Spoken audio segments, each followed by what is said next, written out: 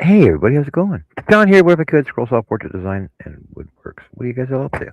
What are you guys all up to? It's Saturday night. And What are I you guys up ain't got nobody. Oh, wrong song. to? Nobody. I'm freaking Van Halen. Hey Liz. Hey Herb. Hey Larry. What else is going on? Well, we said we got 8 people watching. Who's all in the chat? Who's all hiding in the chat out there? Let yourself be known, and we'll figure out what's going on. Let yourself We be known. got Oh, some and Herb's here, by the lurkers. way. Lurkers. See, Herb's here. See, Herb's here. Somewhere. Herb's there. Yeah, Liz is just on the stopping by high. for a while. Well, we're gonna be on for a while. You want? Hey, Liz, you want to come on the panel? You want to come on the There, panel, there Liz? we go. Yeah, yeah, Liz. I gotta go clean these glasses or something. Something I got on there. Larry went fishing today. Caught three, lost four. That He sounds like caught my weather. three, lost four. Well, technically, wouldn't you have caught seven and lost four? You caught seven and landed three. I'll go with that. That makes more sense.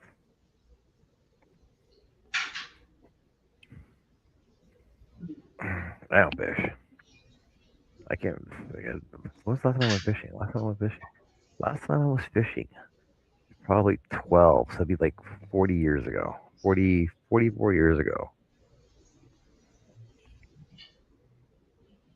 I was never into fishing. I'm not a fishing guy. I'll eat fish. I'll eat seafood. Just not a fishing guy.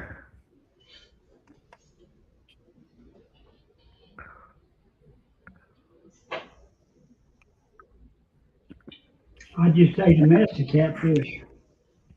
Chris Day says she's lurking and doing Herb's favorite hobby. You're What? missing. You're missing some parts for that, Chris K. I know what Herb's favorite hobby is. That's not what you think it is.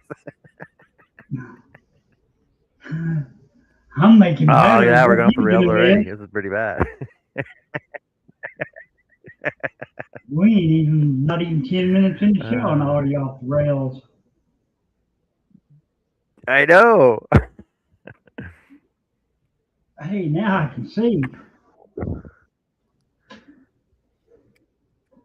Mm.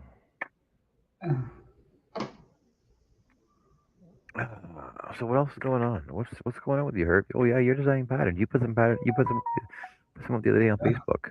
The other day. I put six out the other day. I saw. Yeah, trying to get back in the hang of it since I ain't doing any more chemo or anything. No. No, that junk Yeah. making me have no quality of life. And nope, we're gonna go another route.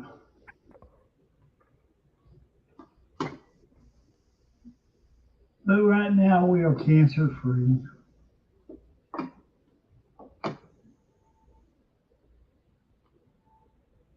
Like you said earlier, money scam. That's the way I'm looking at it. Yeah.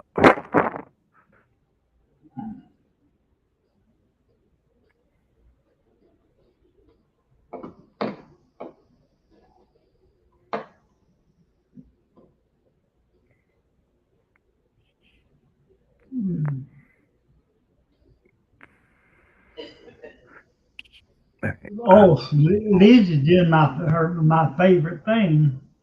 She making patterns. No, Chris K. She, she said she'll be our be our burb. She'll burb here right Oh, away. I sent a bunch of links. Let's see who's gonna show up tonight, too. What is gonna mysteriously show up on the panel?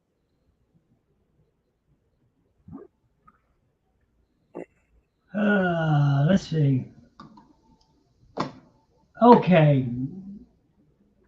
Do I want to leave that background in there? Or do I want to cut it out? You wouldn't be cutting it out anyway. Well, you know what I meant. Do I want to leave it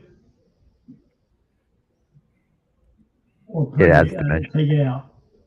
It adds dimension to it, though. I think I'd leave it in. I think I will. I think I'll use a smaller brush to draw it with. I'll have to turn down the opacity where I can see the lines.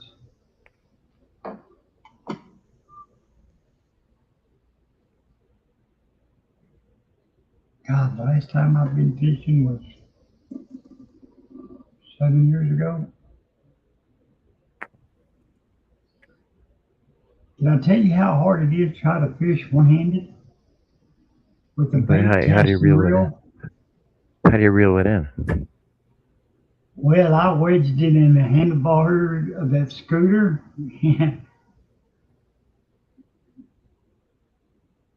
I got it in. Pam's over there. I'll help you. You get your ass away from me. You'll lose it.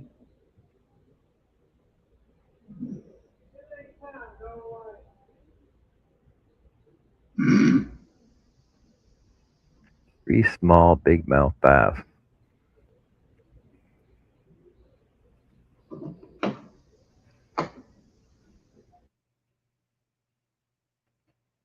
Oh, we're talking about ugly fish. Ugly fish. What's an ugly fish? It's a bass. I think was it a bass? An ugly fish.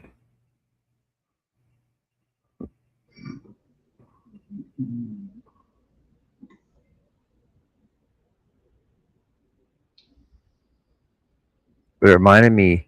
I looked at pictures of it. It reminded me of the fish on SpongeBob, because their mouth, like you know how their mouths are like way up here and their eyes are down further. Yeah. No, it was just like it was a regular fish, like a regular type of fish that you can catch in the freaking regular waters and stuff.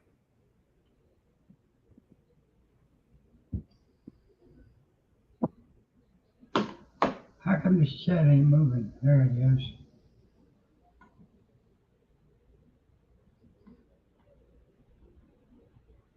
Hello, JJ. Hey Jim, how's it going, man? What are you up to?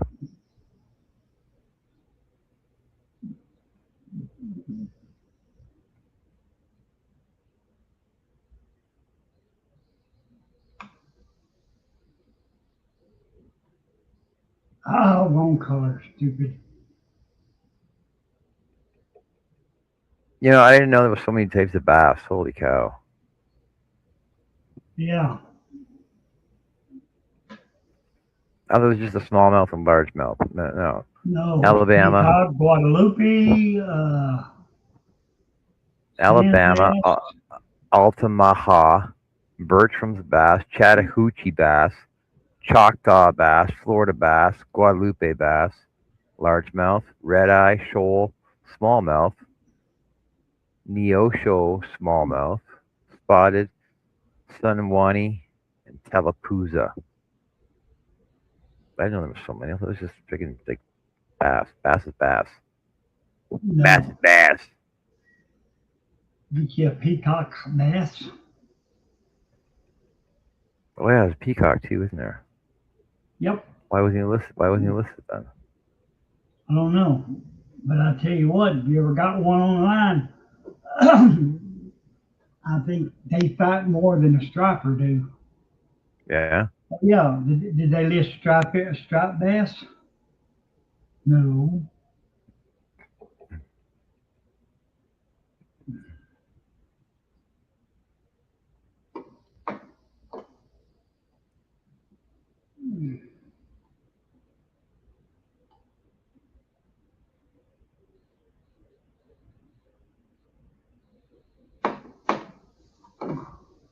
I mean, we got watching.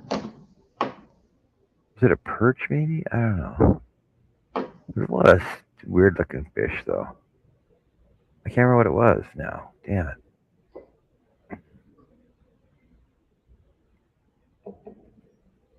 But it looked so it was a real fish, it was a regular fish, but it looked exactly like the fish from SpongeBob, like the no name fishes from SpongeBob, where they talk really stupid, but their eyes are way down low. Yeah.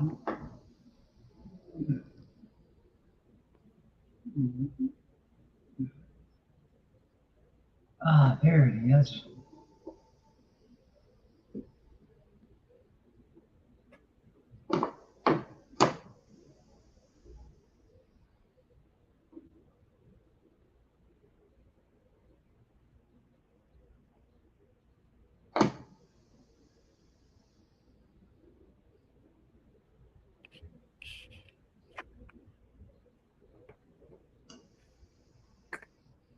Dances with aardvarks.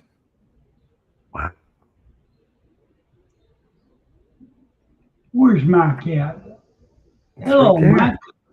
I sent him a link. Hey, Mike, I sent you a link. You want to come on the panel, buddy?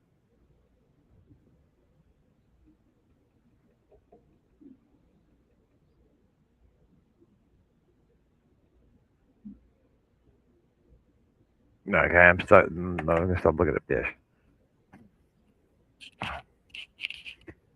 Mike's Yeah, been busy. Mike's busy. always Mike's always busy designing weird things.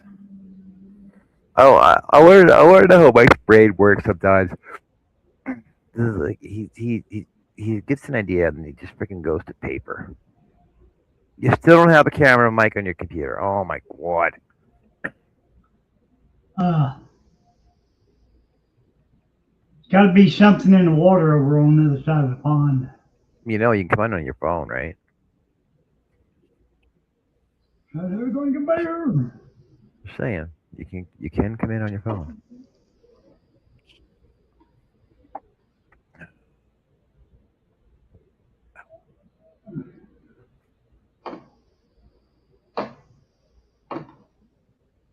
You just don't want to hang out like this. You hurt my feelings.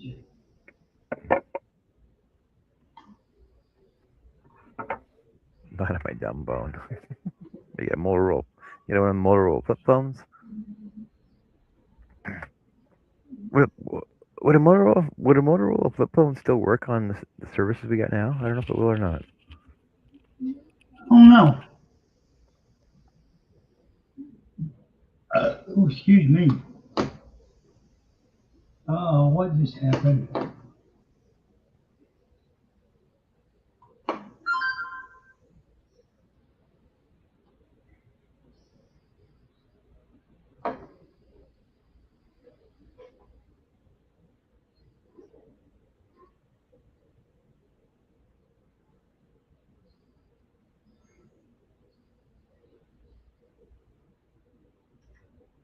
Oh, actually, they make brand new Motorola Razors and Motorola flip phones.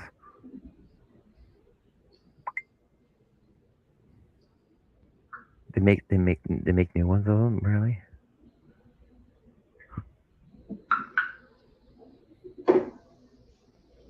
Okay. Uh, Oh no, I don't want one of those ones. I want one of the original ones.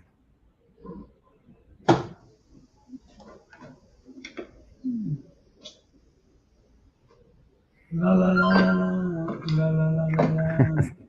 Yeah, they can't track my phone.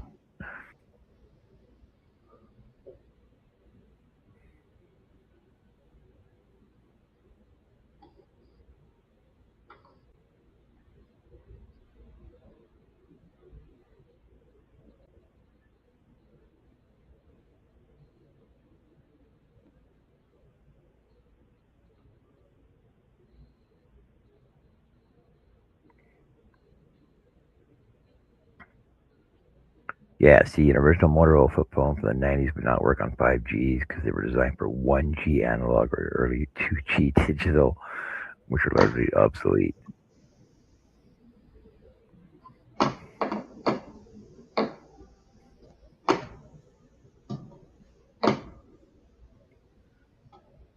See, I know you can get those. You can buy a phone strictly just for phone calls.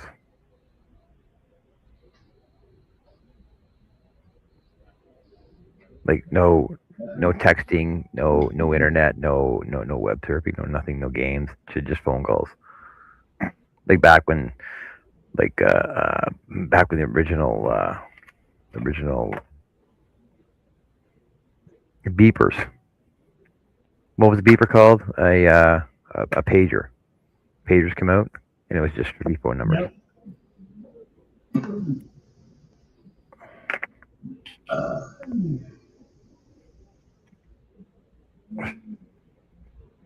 My new phone is based on a 3310, but has 5G, no internet. Wow. Excuse me. So Chris K, we're curious what's Herb's favorite hobby that you were doing? See, I'm still stuck back on my first answer. You're missing some body parts. Yeah, I need to know the answer to that one. That's so bad. Inquiring minds would like to know. Where's everybody at tonight? What's going on? Where's Greg? What the hell? Greg's probably over playing bingo. Oh, it's raining yarn about Connie's playing bingo. Jack in the shop 1 hour ago. Oh, crochet. I don't crochet there, Chris. Crochet, of course.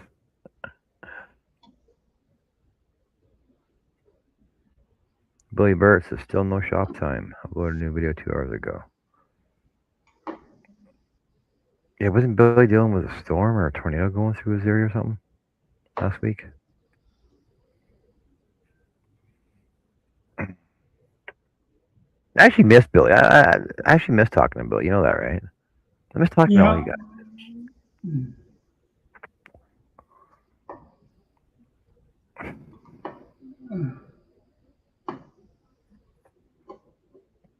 I miss watching Nick freaking. I miss watching Nick Sam for 3 hours with his fucking feet up on the lathe. Yeah, sanded. Holy moly.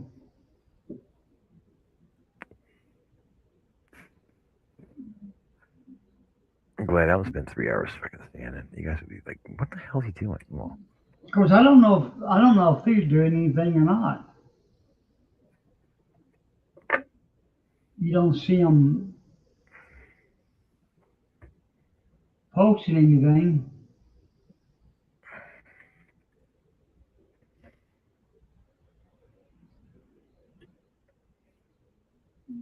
I need a small brush. I was crocheting last night. I noticed that before I left. I had to keep himself busy, well, because I couldn't talk. Yeah, somebody was definitely.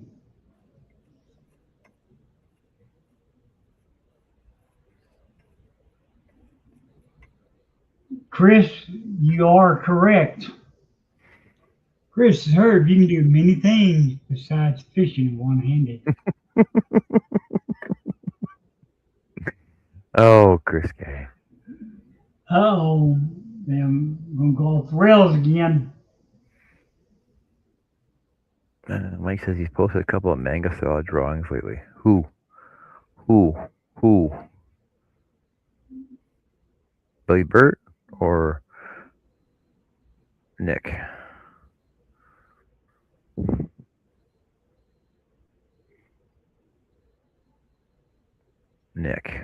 Nick, really? I have On YouTube? No. no, 'cause I haven't got nothing. I haven't received anything from him. Huh? The only thing that he usually sends me is when he's out power washing.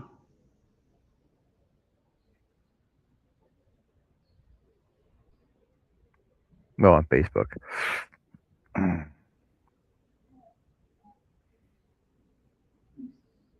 Holy cow! Nick's last video was 3 years ago. Next last live was 2 years ago. Let's bring in the new year with a spin. I remember that. Yeah, Austin, they, oh, since they had AJ, they haven't done nothing.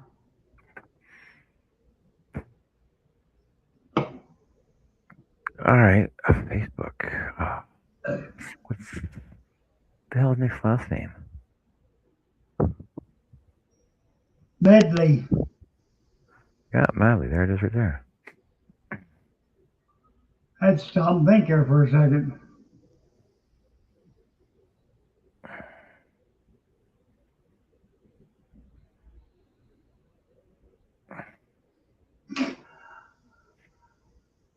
Would you say anime? That's not anime. That's not manga stuff. That's Pokemon. That's Gengar. That's Gengar, the Pokemon.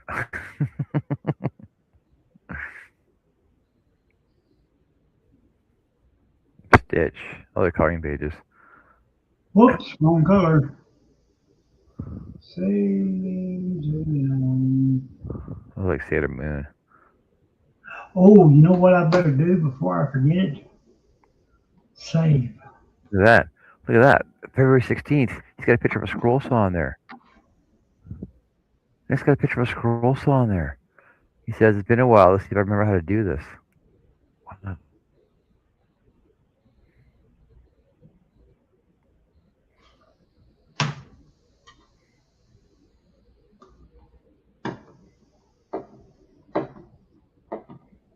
Chris said today was the White House correspondent dinner. Maybe people are there. Yeah, that's true too.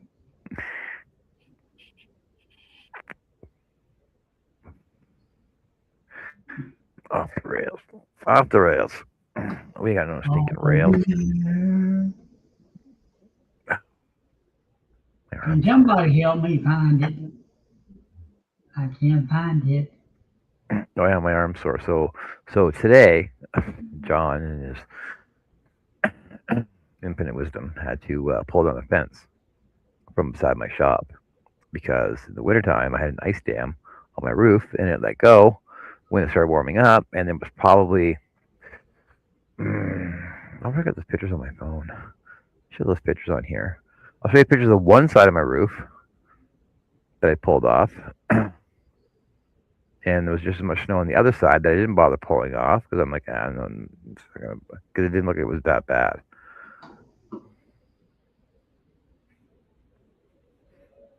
When was that? Do you remember when that was, Herb? 2 weeks ago? No, when I removed all the snow off my roof. Oh, is that 3 weeks ago? Maybe a month? I'm back in January right now. January. It was January. Okay, so there we go. I'll show you these pictures. So this was my roof.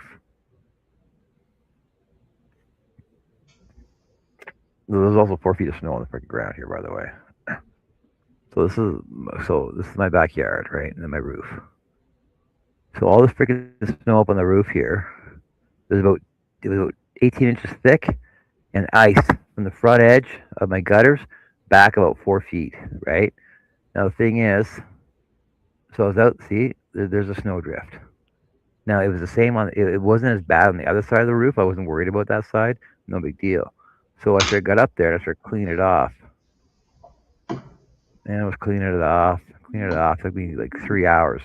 3 hours to clean all this off. And like I had to do it in sections because it was just so freaking heavy and so ice. So I ended up getting the whole roof off, right? Right there. So I ended up clearing the whole roof off. So, right, so it's no big deal. And then I think it was like a couple weeks later, freaking, it warmed up, and then the back side of my shop, again, I heard this cool, and then it was dark out. I didn't really take a look. Dark out. I didn't go take a look at it, and then a couple days later, I was over there looking at it, going, "Oh my god, the fence is all destroyed." all that ice came down right on the tree. There was a bunch of like yearling saplings over there. Um, here, so there's a bunch of saplings down the other side of my shop, right, which I really didn't care about. But my fence line, wrong way, my fence got totally smashed in, and this is actually from the neighbors to the side of the yard. Totally destroyed the fence, and the freaking trees were just growing through the fence. So I basically had to cut the sections of my fence out and pull my post out and clean it up a bit and cut all the freaking tree roots off. See, you zoom in on this, you can see all the freaking tree roots. There's like freaking tree root, tree root, tree root, trees right there, all the way down my freaking fence line. Tree. So now I gotta replace my fence. Not a big deal though. So it's basically one upright post, two top rails, two top caps, bunch of ties, and probably 20 feet of chain link fence.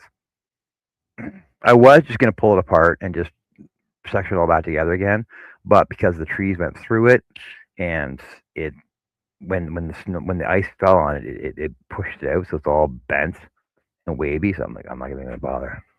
I'll just get a new, just get a whole new section down there.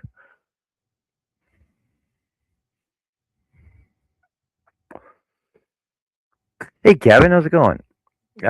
Liz says this year's weather is unpredictable and crazy. It's spring and it feels like fall. Okay, so I showed you guys a picture last night. So I was saying that down in Grand Cache, like 2 hours south of me, um, the weather. So people were out barbecuing on their patios the day before, and then 2 days ago. So this is 2 days ago. So 3 days ago they were barbecuing on their patios, and then 2 days ago,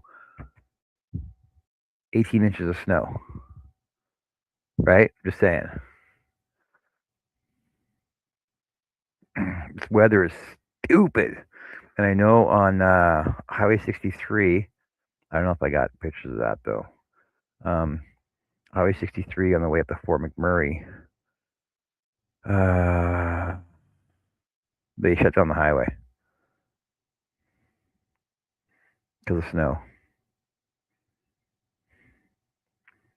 Because of this. They shut down the highway. This is 2 days ago. Or sorry, Friday, yesterday. They shut down the highway because of the freaking snow. It snowed like 18 inches or something like that, like overnight. Like it's stupid. It's stupid. End of April, right? End of April. like like pictures upon pictures upon pictures of snow. Greg, you believe that? You believe that? Believe that, Greg? Like holy cow, right? Greg, what are you up to, buddy? You got a link. Come on in. Come on the panel. Come on the panel, Greg, and talk to us. Harp experience. No, no, that's only for the Americans to deal with that. It got nothing to do with Canada at all. It's only an American thing.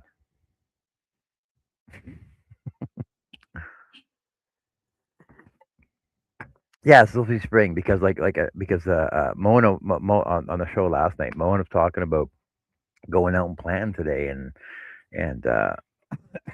getting her garden ready. And Jess wants to get her garden ready and everything else too. I'm like, nope, not gonna happen here. Not at all. Unless like on was it Friday? Thursday.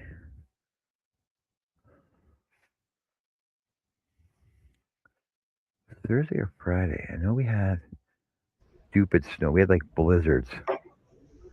Oh, Greg.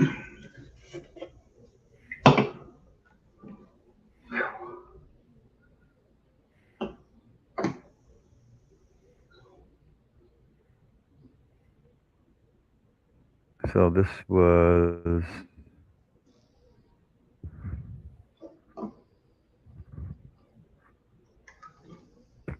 Thursday, I think.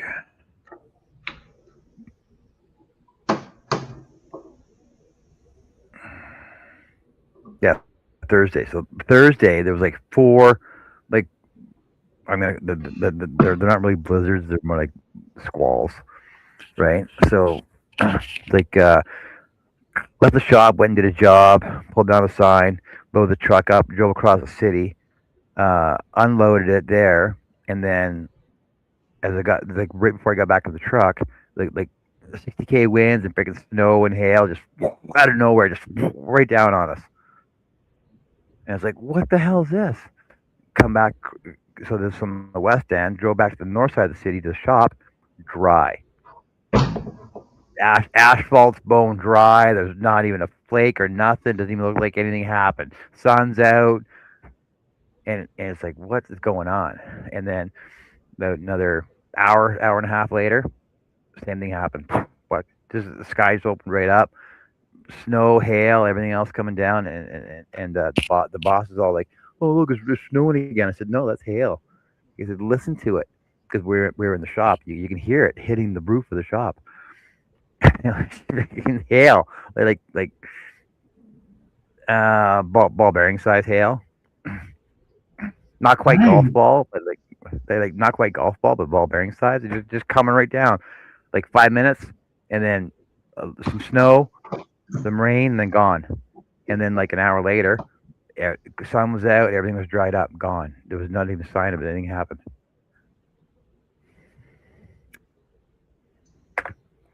Happened 4 times on Thursday. They're preparing for the takeover.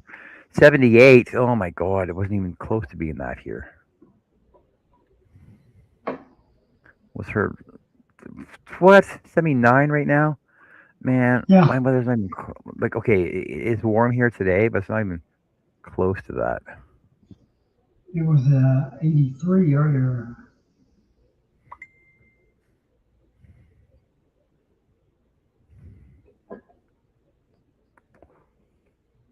See, it's 42 here right now. Oh yeah, Cam, I got a link for you. Sure, I thought I sent you one. Didn't I go through? Oh, it didn't go through. Okay, give me 1 second. Do.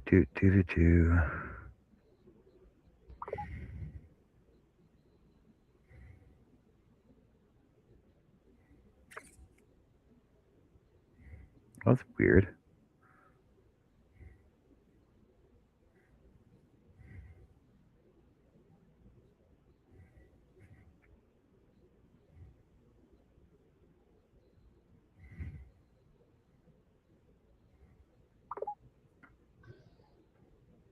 I know I sent it out. I don't know why you didn't get it.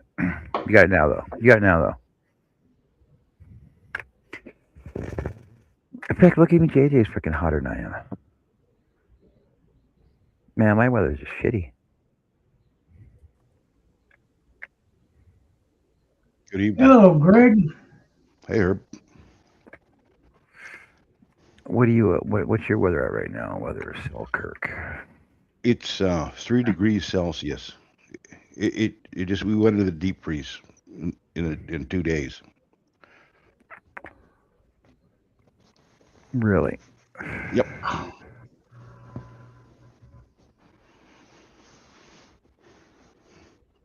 We had about 3 days of hotter than hot for spring weather, and then boom. And there's snow in northern Manitoba, and there's on and on. Yeah. Like, did you see the picture I was showing at Fort Mac? Like on, like Yeah. they shut down. They shut down Highway 63 going up there. Like unbelievable. Well, that worked its way across to northern Manitoba right about now.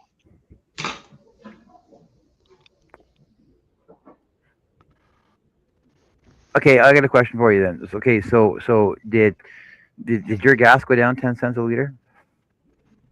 Yeah, basically, yeah. Okay, and 3 days later, did it go back up 10 cents a liter? No, did it go back up 12 cents a liter? I don't know. Probably.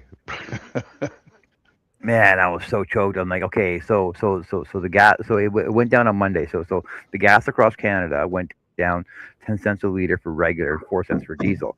on Monday. It's supposed to be down. They're supposed to keep the rates down until Labor Day weekend, right? So gas here was at 160.9, and then it went down to 150.9 on Monday. I'm like, okay, this is great. So gas went down. Okay, I'll fuel up when So then I got paid. I actually got paid from YouTube. I think, okay, I'll go down tomorrow and gas up. Gas is back up now to 164 or 162. I'm like, what is going on? So I'm waiting for it to go back down again now. Okay, I'm gonna find Yeah, gas good luck. here. You get gas, buddy? Yeah. In my town, it's 169.9, and it's the What? highest around. There's a 24-cent spread between here and Winnipeg, but this town 24 here, cents. this town here is they're just greedy pigs. They're always, at least 5 cents a liter, if not 10 cents a liter.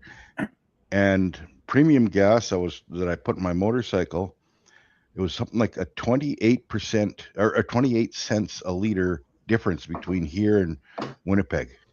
Wow. Winnipeg's 10, 11 miles away from me, where I can get the cheap gas usually. Okay, so to keep it on par with Americans here, so 162.9 times times 3.78. 3.78 is Yep. $6.15 a gallon. Okay, $6.15 a gallon. minus 30% for American dollars. So it's 5 something a gallon. American matter. gallon. $6 Yeah. $6 a gallon. Yeah. $6.15 a gallon. So what I'm paying up here. Mhm. And I know from between here and Rycroft, which is 45 minutes north, there's a 15-cent difference between here and Rycroft, 45 minutes north, Mm-hmm. which is ludicrous as well. And it's funny because Rycroft has a Centex, a Shell, and an Esso, and all Mhm. three of them have three different gas prices, and they're all within about 4 cents difference. Shell's more expensive than the Esso, but Centex is the cheapest. Here, the Co-op, the Petro-Canada, the Shell are all within 1/10 of a cent, and they're always in this town. It's always higher 5 cents a liter than Winnipeg. Crazy. And then you say something to them, and they say, "Oh no, corporate sets the rate." BS, No, they because a co-op store in Winnipeg is selling it for 11 cents cheaper than here, and you're a co-op store too. So, and you're Yeah, both corporate stores. well, yeah. See, and in Grand Prairie, the co-op stores are usually 3 cents higher than everybody Mhm. else. Costco is usually 7 cents lower than everybody else. But Yep. if you shop at the Shell with the Safeway, you get the 7 cents liter off. Because you shop at the Safeway, you get the 7 cents liter off at the Shell station at the Safeway. Yeah. And I think it is like down by the airport. There's an Esso and a Petro-Canada right across from each other. No, sorry, it's a Shell and a Petro-Canada right across the road from each other. And the Shell is usually 4 cents more expensive than Petro-Canada. Mm-hmm. It's stupid. But yeah, there's always more people filling up at Shell than there is at Petro-Canada. Yeah, I don't know why anybody fills up in this town really. Other than convenience, you're out of gas. You gotta get it before you're empty. But Unless they got fleet cards too, right? yeah. And then it doesn't really matter. Look, Jim says they're paying $4 a gallon in Wisconsin.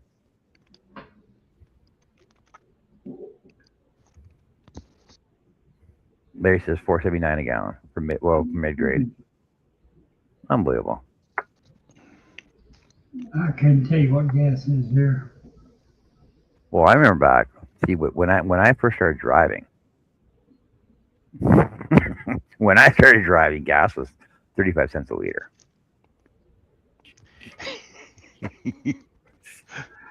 Mine was 39 cents a gallon. When I quit pumping gas, when I was still going to school, it was 48 cents a imperial gallon. Okay. So you divide that by almost 5 by almost 5 for the for a liter price. Yep. Yeah, we hadn't Unbelievable. into liters yet. Steve, I do remember back in, geez, when was it? 93, 94. No, after that, I was working at artistic signs at the time. Would have been 99, 2000, 2001. 2001, we started going around putting in the $1 digit in the price changers. Yeah. Mm-hmm. And then and it was all like, "What are you doing? Are you crazy? Why are you making us pay so much?" Because like the thing is, I would have to test them all after I put the new price changers in, right? Yep. 1, 2, 3.4. Mm-hmm. I'm like, come on, like seriously, how stupid do you think you got to really be? Like Mhm. gas, I think was only 78 cents a liter at the time, right? Yep. But I was putting $1, what the $1 marker in the price changer at the time, and these were the old rotator ones, Yep. and they were a lot harder to change out. And so yeah, it was like 2001. That's where I putting the dollar changers in, and then it was phenomenal that like 20 24 years later, we're almost at $2 a liter in some places for diesel. Well, like the old gas pumps that I used to pump with, they didn't have a dollar thing for in the counter, Yep. like per liter to set it for, or, no, it was per gallon. It wasn't even a dollar a gallon, like for back. And then all the pumps changed so they could go to more than 99 cents a gallon, and then they changed it to liters and off and running. Larry says the least he remembers was 60 cents a gallon back in the 80s. Yeah. Oh man, today was the last day to sign the petition for Alberta independence. Oh, see, I should have gone earlier, reminded everybody about that. Hmm. Oh boy. Okay, it's time to stop. I'm not really one to talk about politics on my shows, but Alberta wants to separate from the rest of Canada, right? Hmm. Hey, you can go join Quebec. Well, that's what I said. Well, I was telling one of the guys that worked that. Well, what's independence going to do for us? I'm like, it's same as Quebec. We're gonna get equalization payments. Well, from who? I said from BC and Saskatchewan, Manitoba.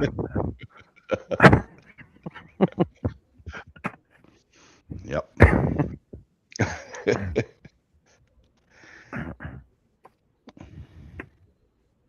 Because I know equalization payments last year were just outrageous.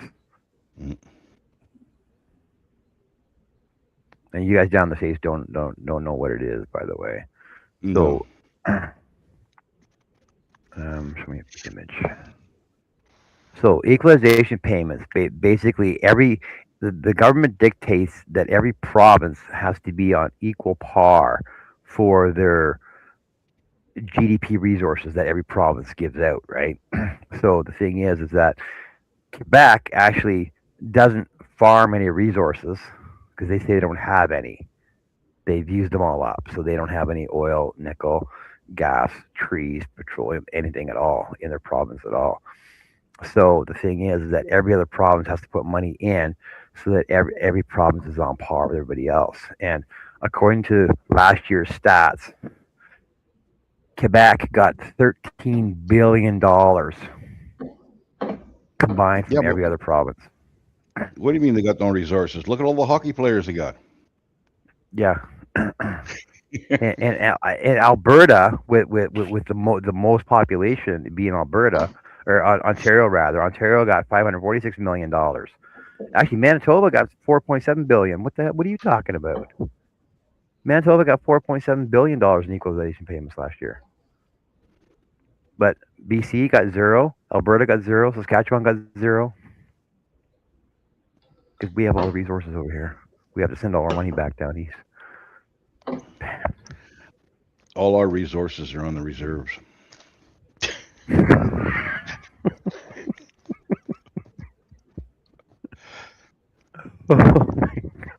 I better shut up. See, and according to this one here, lifetime payout percentage. So last year, so Alberta paid out $92 million. All right, what's she gonna do? Oh, where it is. Alberta paid out $92 million. We got zero back. Mm. But so Quebec got 50% of all equalization payments. Yeah. Manitoba got 11%. Saskatchewan got 2%.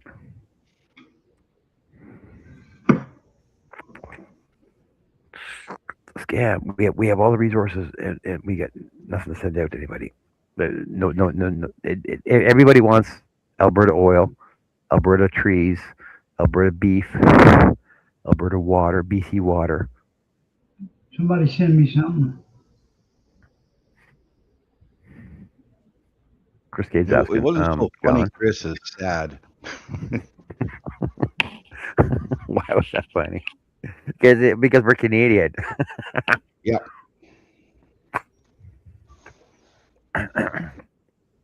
Like you figure though that like with the winds we have here, that like even on the west side of Grand Prairie here, is like Grand Prairie's in a bowl, right? And on the west side, uh, all our wind comes in from BC on the west side of the province. And the thing is, if you have a wind farm sitting up across that crest there, you could create so much freaking energy from the wind every day. Do you think they do it? No. The nearest wind farm is in Dawson, going from Dawson down to Tumbler Ridge, and it only I think it's what is it? I think it's 185 million, 185 megawatt system that it produces, which isn't very much.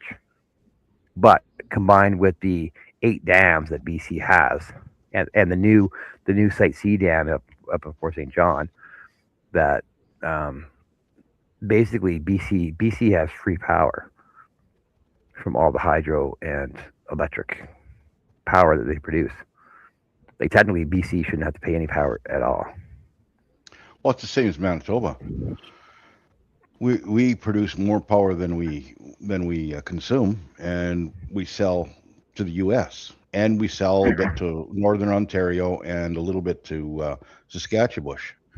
But Mhm. uh, and they got wind farms. The government has gone into wind farms here too, like subsidizing them, sort of a deal. Why I don't know, because really the hydro is much more dependable and it's we they know how to do it, right? Because Yeah. and we had a nuclear plant here, but it was just a research station from when they made all those CANDU reactors and sent them around the world. Well, yeah, but They I remember Ontario, like Pickering and Darlington, the two biggest nuclear power plants in Canada, right in Ontario, right Mhm. on Lake Ontario, right on Lake Ontario, like they're huge, and like they produce, I don't know how much power they produce. um,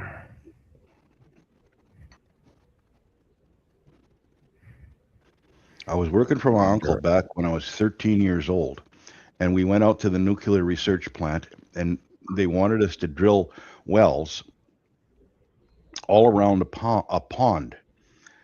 And the idea was they take the spent um, rods, like the fuel nuclear the carbon fuel rods, rod, yeah, yeah. and put them in the pond, and then pump the water to suck the water down in the pond into the ground to take the radiation with it. And this is back in geez, well, I was 13 years old, so it was back in the late 60s, and So that never turned out then. And they were burying 45-gallon barrels of contaminated whatever, clothes and bits of, of machinery and that kind of stuff, just in the ground with a backhoe and that. So, but now, oh my, they're digging it all up and they're doing this and doing that. You know, they So didn't know what it they were says doing here, back then. yeah, it says here, Darden's nuclear generating station produces over 3,500 megawatts of power, which produces enough power, which is 20% of Ontario's electricity demand, and they're putting in 4 new small modular ones to add 300 megawatts for up to 1,200 more megawatts for the new units, which powers up, what did it say, 3.5 million homes. So the one nuclear power plant produces 20% of the entire province's Hmm. power, right? That's a Darlington. Now Pickering nuclear. Um, Pickering nuclear plant generates. Come on, tell me.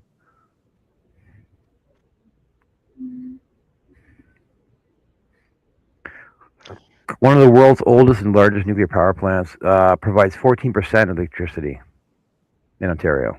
Hmm. So between the two nuclear power plants, you got 34% of the entire electricity supplied in two nuclear power plants for the entire province, which is huge. And they're going through a $26.8 billion refurbishment project. Chris, you're asking about electric vehicles up here.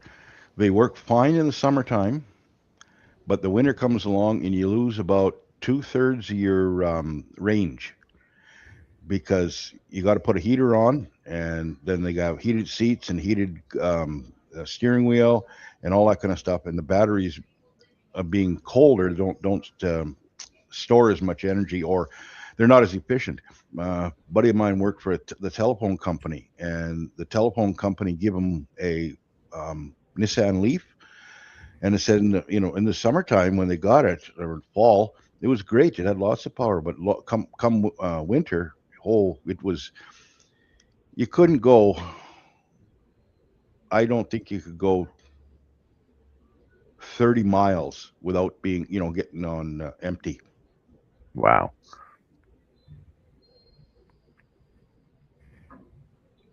Steve, I know. I'll guarantee you that like they're we deal with Teslas up here. You know, we got everybody has electric vehicles now. Like every Mhm. brand of vehicle sells electric Yep. vehicles now. But as for being in the snow, cars don't make it. No. You see so many electric vehicles, like Teslas, on the side of the road because they can't make it through the snow. They're not built for it. They don't have the torque in the wheelbase to make it through the snow. They there's Teslas here, but I only see them in the summertime. Yeah, eventually they'll work when once they get their battery technology. But in the last 10 years, battery technology has come in leaps and bounds. The batteries are lighter, the batteries are more stable, the batteries are more power per pound or whatever you want, and they work at better temperatures.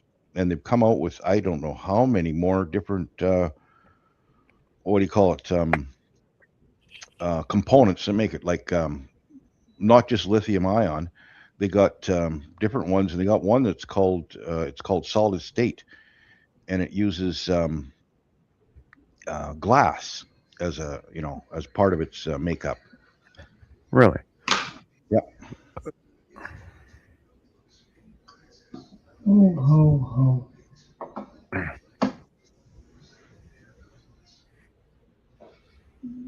So EV cars best in temperate range. Yeah, yeah. Yep. When there's no snow on the ground.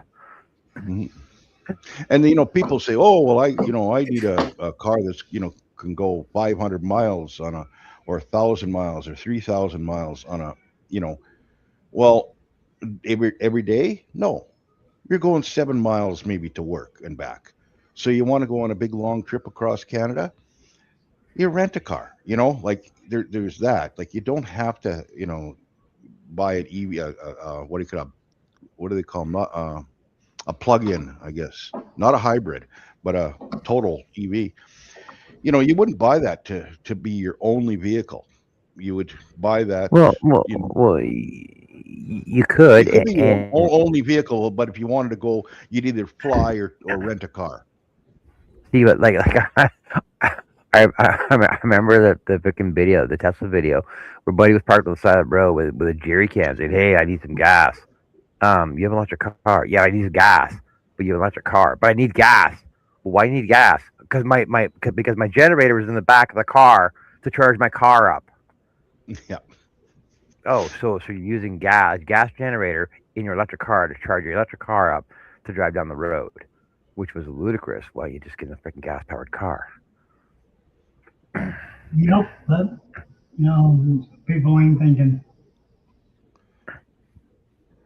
See, and the thing is, with my truck, I got a 110 liter truck, a 110 liter tank on my truck. So I'll fill up in Grand Prairie. I can drive down to Calgary and drive halfway back. So that's mhm, 1,100 kilometers I can drive, approximately, right? I get yeah. really good mileage with that, and so that it's really good on gas. To drive 1,100 kilometers on 100 bucks of gas, it's a really Yep, good deal. that is. EV cars are best in city. Yes, EV cars are best in city because number one, because of the stop and go traffic. Because Hmm. the best way to build up your power back in your batteries is to press on your brakes.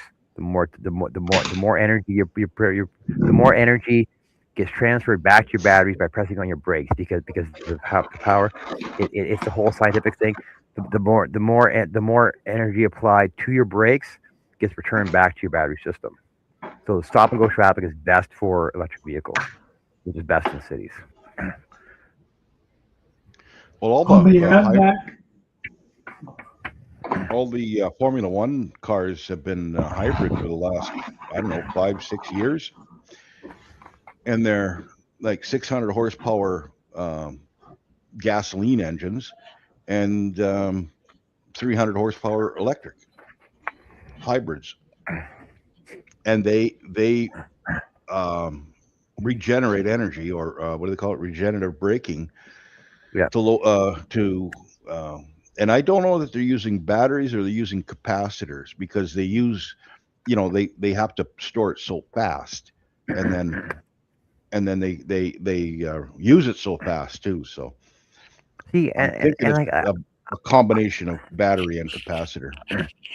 I'm not a car guy. I've never claimed to be a car guy, but honestly, wouldn't the most effective thing to charge your battery with be an alternator on your vehicle,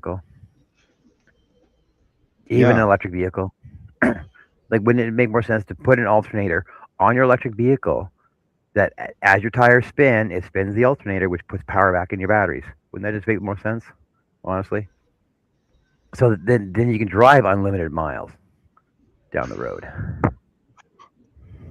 Well, that was crazy. What? Roomba just decided to go clean the room.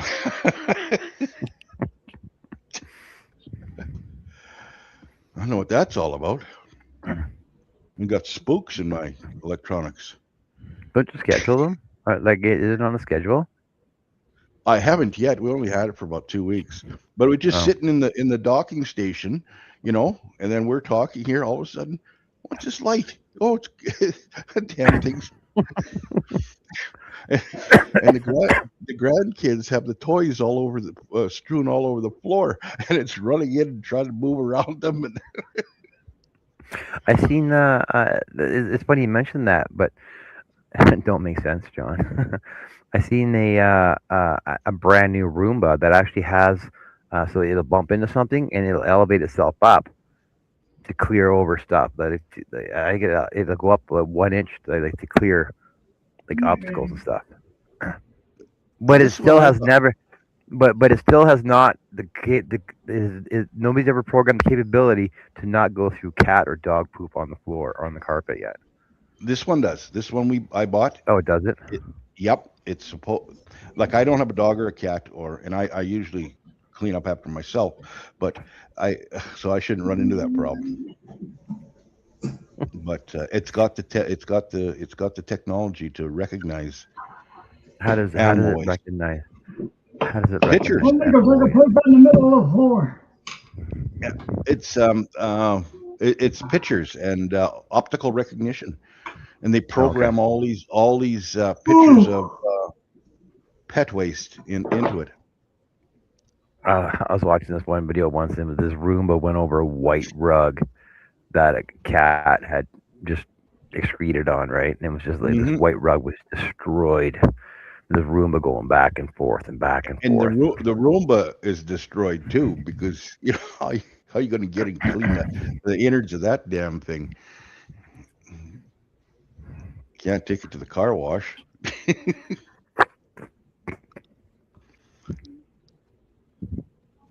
I was trying to drink, you know.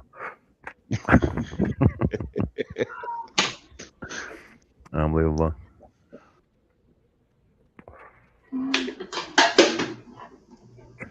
This one is one of the latest releases, and yeah, it's got obstacle avoidance and this and that. It's supposed to recognize like cables on the ground, like like charger cords and this and that,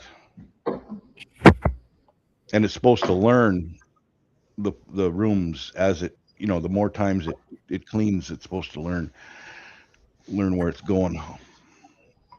Or Roomba Plus 505 vacuum and mop. Holy cow! Oh, mop. This one's got a mop in it.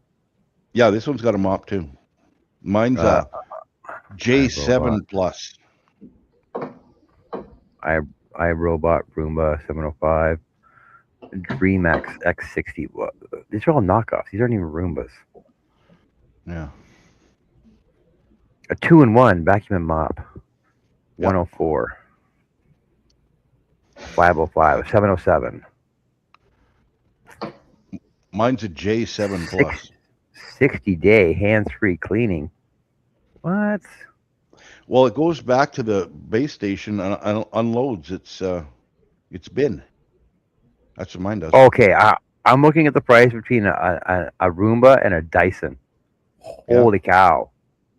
So a Roomba is like $600, Mhm. right? $628. A Dyson is $1,500. Yeah. Buying the Dyson name, not the equipment. What is this one? Robot vacuum cleaner, high suction, $33,000 on Amazon. I don't think so. It's a knockoff. It's not even there's even a real brand name on it. Oh, it works on your phone too. Oh, it's got an app for it too. Does yours have an app? Yeah, I got an app. That's how I Oh. control it.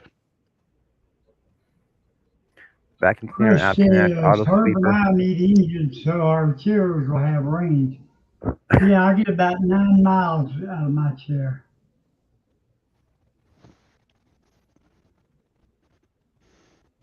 Like honestly, you will never see me, never in your life see me pay $33,000 for a freaking No. Roomba vacuum because I'm not that lazy. 33 grand Sure. for an automatic vacuum cleaner. Like seriously, I got better things to spend 33 grand on. Mm-hmm. No kidding. Unbelievable. Yeah. Hey, Chris. Herb and I just need engines for chairs of range. Yeah, but I've sent Herb so many videos, like 4x4. Ready for this one? 4x4, all terrain. I'm sure Greg doesn't have one of these yet. Wheelchair. Track. Yeah, those tracked ones. That's what I want.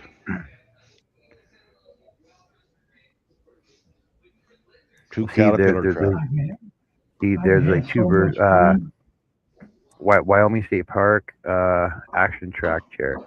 See, there's two versions, right? So there's this one, Oh man. just regular 4x4, Mhm. right? Sit down version. And there's this one, which I think Herb needs so he can stand up. Mhm. But I the only mean, I problem can with this one stand is up. you I need just can't stand up for no, long. no, no. But the only problem with this one is you need two hands to operate it, though. That's the problem. And duck when they come go under the trees. Yeah. But Herb, with this, you could do anything now. You could do everything possible. You can go downstairs and travel in pairs and make a slinkety sound. I ain't going downstairs for nothing. That's why I live on the first floor. Going He look, downstairs, look, I'm look how much, mad. look how much fun she's having out in the park. I know they used that commercial on Louisiana tourism.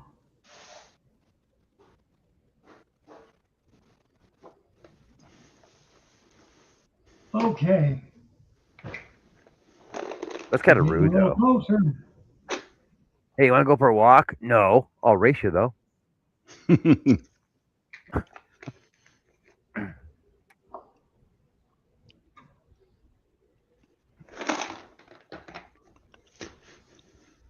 I'm gonna mess around Viking. and have this pattern done tonight, John.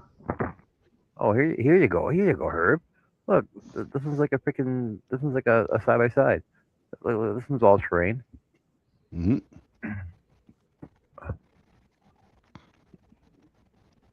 It's like a What's the They quad. got weight elect, on it? ele- they What's have that? electric snowmobiles now.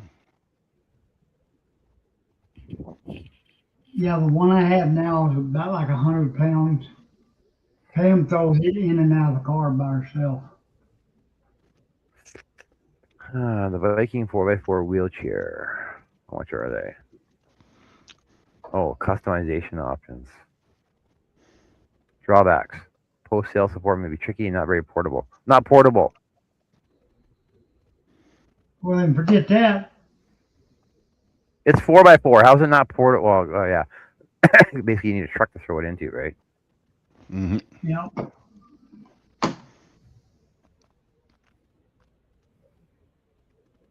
Oh, Herb, look, you can bling it all up. Look at that. It comes custom like that. Little galaxy lights and everything on it. Look at the wheels. Yeah. Does it have an air horn?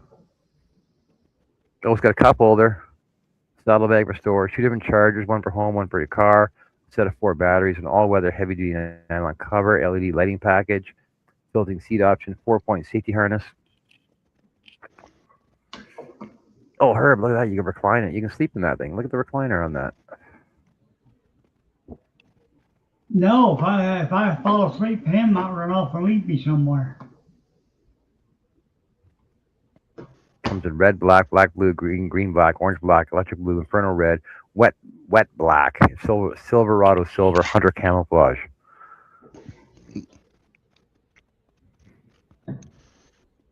Well, they make mobility scooters like the four-wheeled ones, Hmm. enclosed with a windshield wiper, turn signals, headlights, and everything. You can, but they still fit through a regular doorway. Um, what is that? 28 inches? Uh, yeah, 28 inches, but if it's ADA, it's 36. Yeah, but like Have it's you have you seen these? yeah, that's what I'm talking about. I think. That's a car. It's a Yeah, one-person car. yeah. It's got a radio, or you can get a radio in it and everything. There I you go, just Herb. need That's an what you air want. horn. There you Help go, me Herb. Right until there. See you right there. Take that in the Walmart. Hmm. that's it. I don't know if it's got air conditioning. I don't know if I'd want to be in one that was all closed up in the sun. you're, you're in your own personal sauna. Look No, how skinny this I thing gotta is. have Look how air skinny that is. moving. Look Well, how it's skinny to that fit is. through doorways. Hey, a SpongeBob car. SpongeBob car. I don't want to. What? You what? If you buy 6, they're $3,700 a piece. Mm, Yeah, Yeah, I'll cheap at buy twice the 6 of them price. right now. yeah. So there's 60 grand, 60 grand US for one. But if you buy 6, then they're $3,700 a piece. Mm. Figure that out. How's the math work on that? I have no earthly idea. 24-volt, 1400-watt. Holy cow, that's huge. Maximum speed 15 kilometers an hour. So it's what, 8 miles an hour. Yeah, somewhere around there.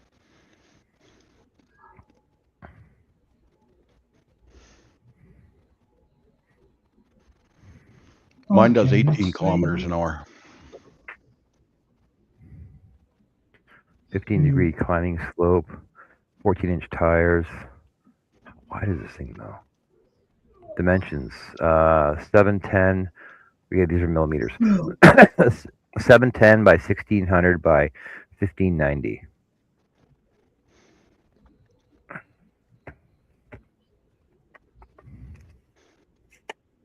Wrong tape.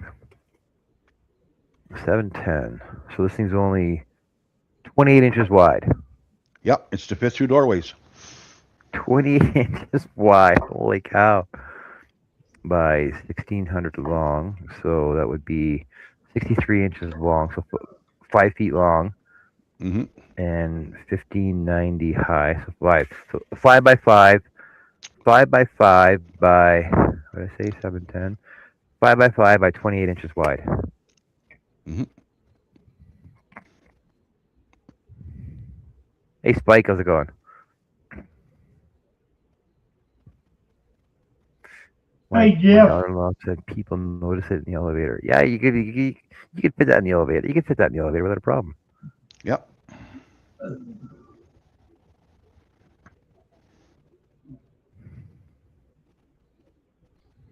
Unbreakable. Oh, there you go. It's looking good.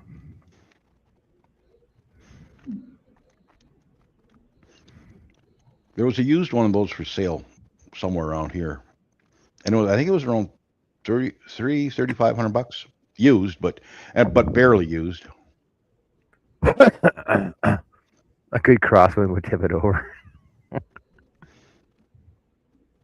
I don't know. I'd have to look that one up.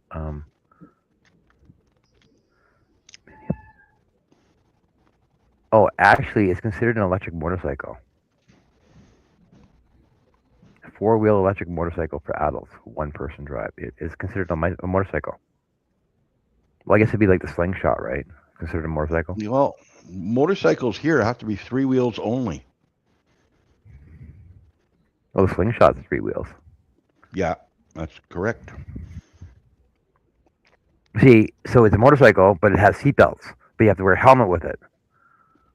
You have to wear your seatbelt, and you have to have a helmet on. But it's fully enclosed, so you don't need a helmet. But in Alberta, you do. Yeah, On a because it's slingshot, classified yeah. as yeah, because it's classified as a motorcycle, you're Yep, required to wear your yep. helmet with it. Mhm.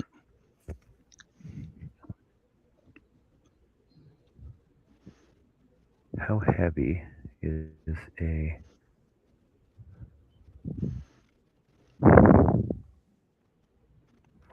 Okay, I'm done for Well, it's like tonight. a Can-Am Spider. It's a 3-wheeler. Motor's classified as a motorcycle.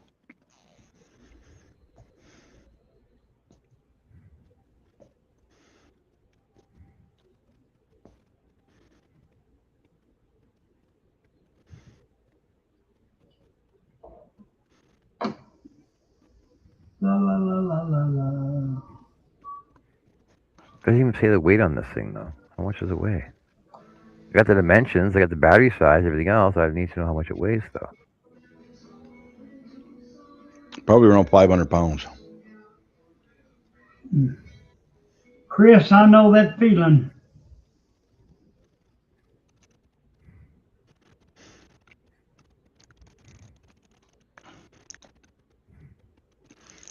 No, I can't see it weighing that much because you wouldn't be able to get it in the elevator then. Oh, no, elevators will take less weight. I go in there. with mine. Ah, And look at me. That's weird. It doesn't tell you the weight on it though. Yeah.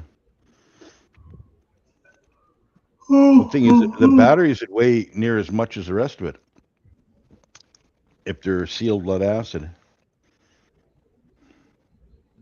Oh, here you go. So they're only 3 grand each. They're 3 grand. Hmm. Yep. So you can get 10. So you can get 10 of these for the price of one knockoff Roomba. There you go. But will it clean your floors or just make it You can dirty? drive her. You can try. Well, just like a Zamboni. Just drop down. Yep. Just drop some water, a wet rag behind you.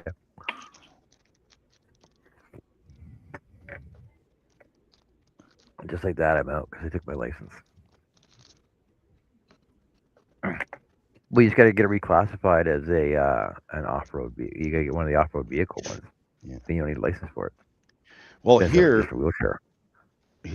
like a mobility scooter, it's just classified as a pedestrian now. Like wherever somebody can walk, you're allowed to go with it, Really? or a wheelchair, motorized or not. Oh.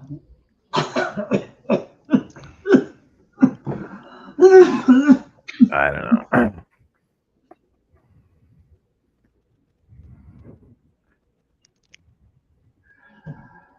What colors do you like? Everything I got is gray, Uh-oh. and it makes my wife mad. What just happened to my camera? It's the Roomba ghost. Mm.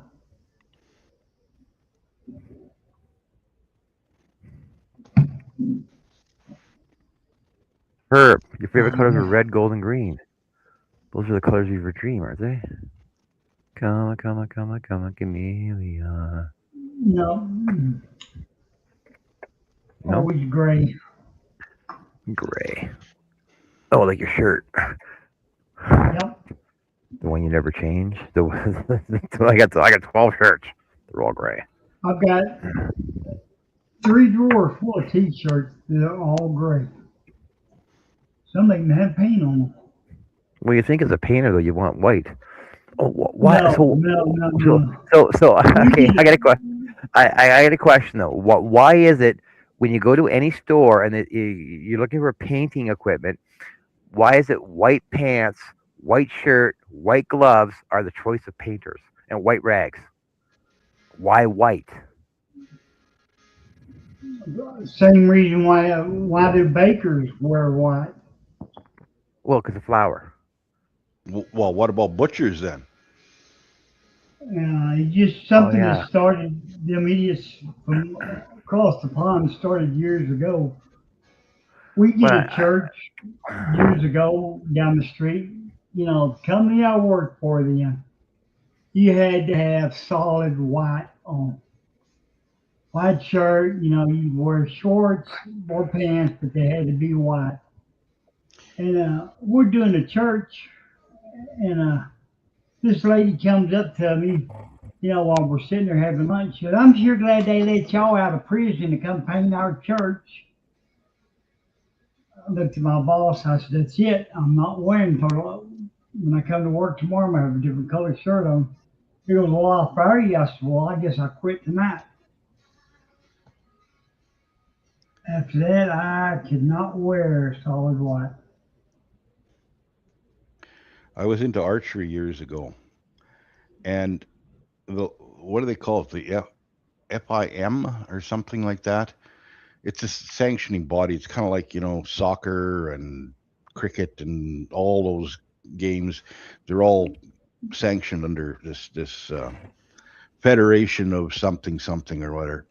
And you when you're in a competition like a shooting match with archery, you could only wear white, and that included your shoes, and there could be no logos on anything, right? Well, we would just jeans, t-shirt, whatever color, logos on the front, that he said, well, I guess we're not going to go into that competition, that shoot that they're having, unless we go there with white long john onesies on, and we're ready to do it too. I've actually never seen an archery competition where everybody wears white. This was back in the day, not anymore, and it had to be all like the same sanctioning body that um, does like Olympic trials, for Canada's Yeah. teams,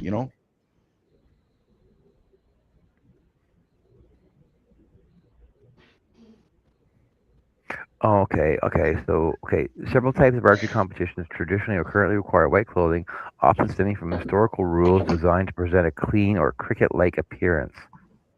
Japanese archery, traditional longbow archery, GB, traditional archery, historical context. Historically, archery was all white sport, similar to cricket or tennis. Therefore, before official rules were relaxed to allow modern colorful sporting gear.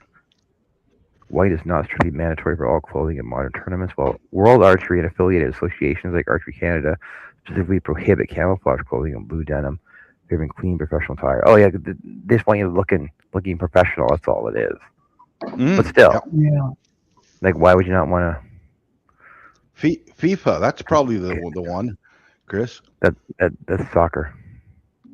Well, it's kind of this. It is kind of a blanket organization. Mm.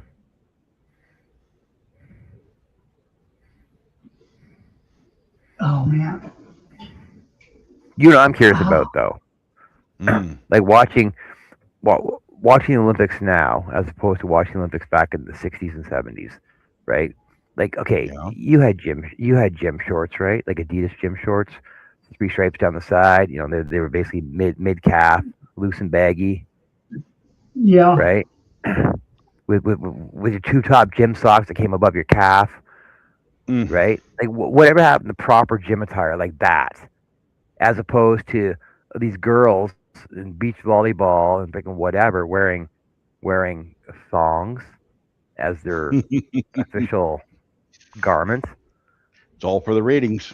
We need the Oh, is it? ratings. Does it make them more aerodynamic in an indoor sport? You know what I mean? Like Mm-mm. volleyball. It's all about the ratings. But it's the Olympics. I don't know. How are they going to sell the Olympics if they don't put sex in it? Everything is sex driven these days. You sell the Olympics by showing off the best of the best. That's what the Olympics is for. Yeah.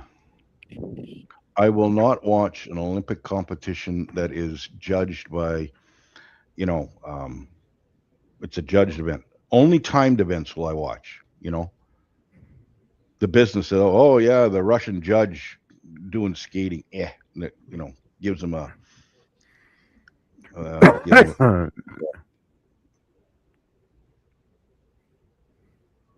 What was that stupid new Summer Olympic sport? curling. Okay, no, Summer Olympics.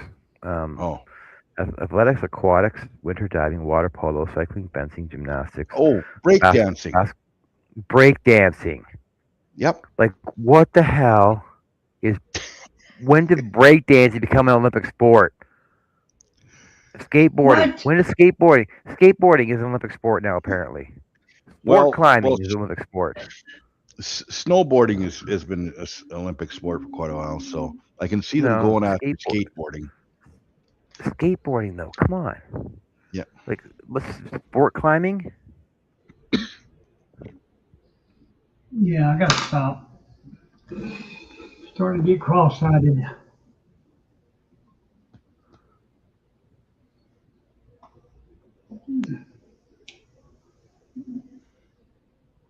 Like, how come they haven't made darts an Olympic sport yet?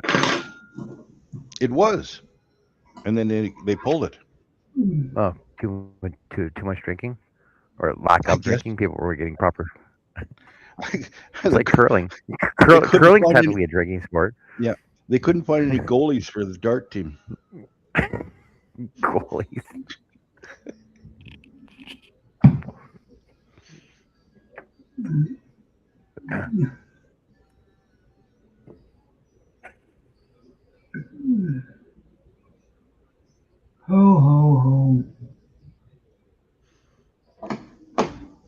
What you sawing, John?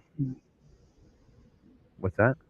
What are you sawing? Oh, I'm working on a new basket for Chris K. Oh, the- is that the one you had an oval one? You're gonna make a rectangular one or something? This one's rectangular. I got this Yeah. is five high so far. I think I have to add another one though.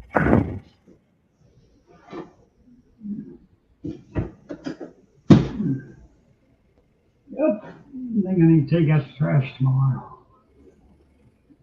Ah, okay.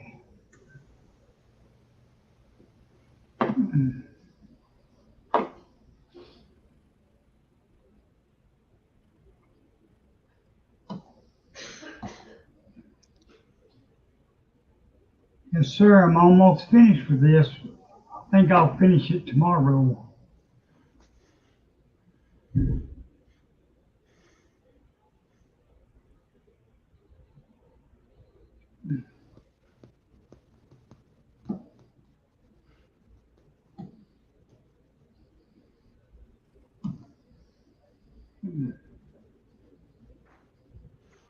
How did Oh, oh.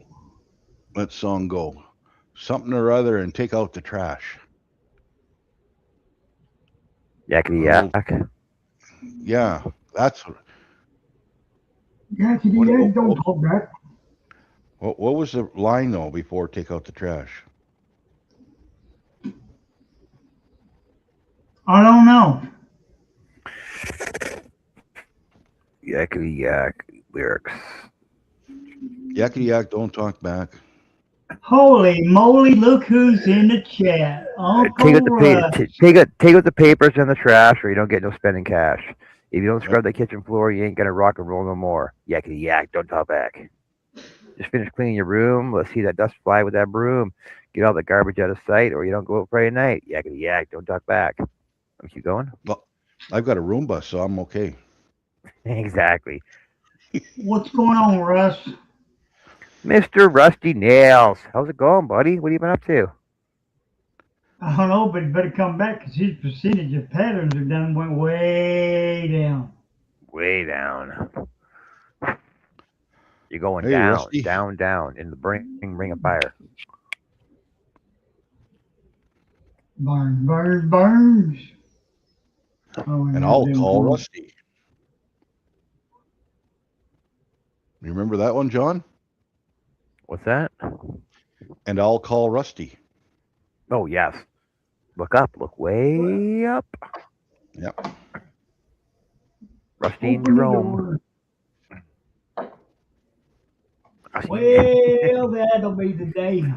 Now you got now you got me wanting to move the little chair in front of the fireplace, the rocking chair over here, the little ottoman here. And two can curl up in. No. Now look up. Look way up. You Rusty And and I'll call Jerome. Rusty. So I was trying to explain Mr. Dress Up Mm-hmm. to Americans the other day, and they couldn't comprehend. I'm like, okay, it's like it's like Mr. Rogers' Neighborhood, only he had a tickle trunk, which was basically his clothes, and his kids were actually so Casey and Finnegan. So Casey was his son, and Finnegan was his son's dog. Yeah. And I was trying to explain Mr. Dress Up to Americans. It's hard to do. And the thing is, in the tickle trunk were all these costume type things. You could be a pirate, you could be a this or that, Yeah. a milkman or whatever, you know. And they'd all dress up as to whatever. But My you know, sister they and didn't her have husband went to a Halloween party as Casey and Finnegan. no way. Yep. That'd have been awesome. Yep. Oh, it was good. Oh, man.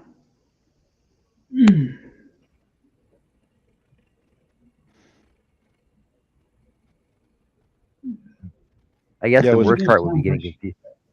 I guess the worst part would be getting confused for David and Goliath.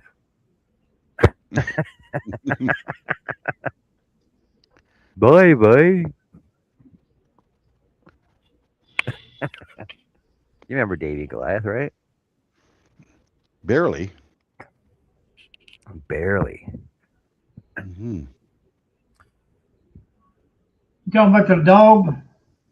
Yeah. Yeah. Used to come on every Sunday morning. Davy and Goliath.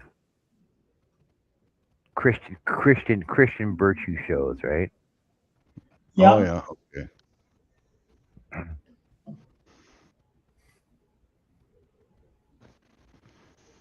Well, it's like did they have highlights down in the states? Highlights Hello, magazine, Connie. or was that just a Canadian thing? What? Highlights. No, we still got them. They give them to the up to the fifth grade here. Oh, really?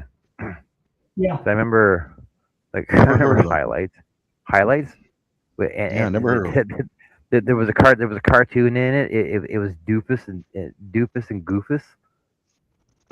Yeah, because my dad used to call me. He used to call me and my brother Doofus and Goofus. And one was really dumb, and the other one was actually pretty intelligent. But they were Doofus and Goofus. I forgot about that. Toofus and Goofus. Yep. That must have been after my time. Oh no! Oh no! Highlights have been around for. Uh, see, Was it it on the says it's French Canadian. channel?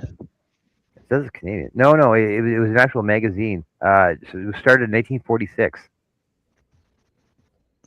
Wow. Hello, Connie. Yeah, it was a little paperback magazine. Yeah. Hmm. Hey, Never Connie, how's it saw it.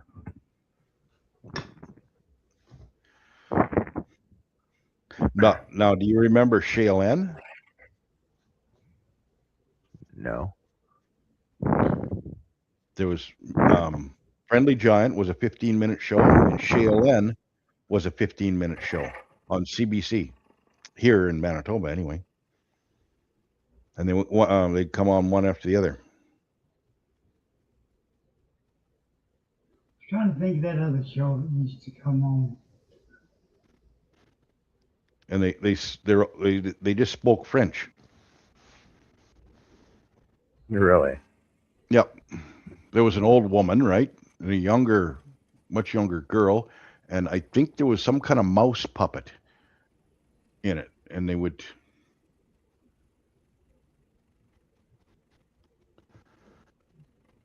I couldn't understand much of it.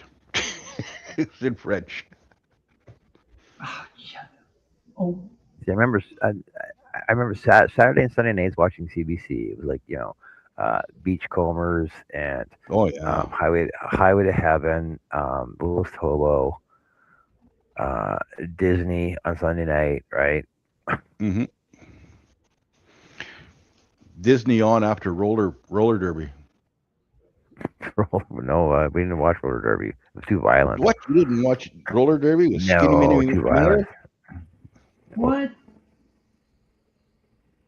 I remember when they used to have the bullfights on TV.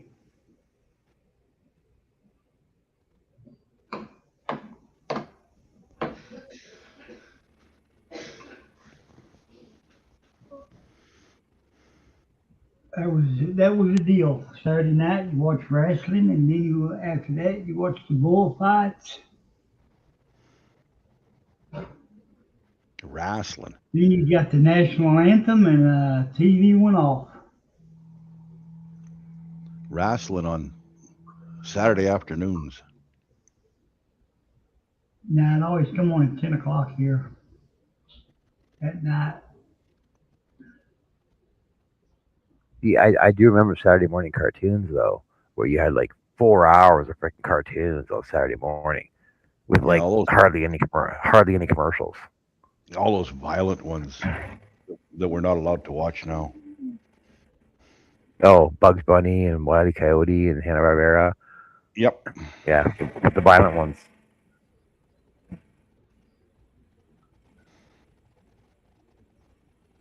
And old Foghorn Leghorn taking that stick to that dog behind.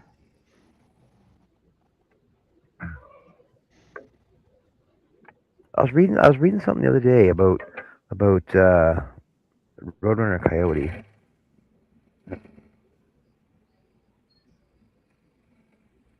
That there was like 6 rules that they had to adhere to in every cartoon.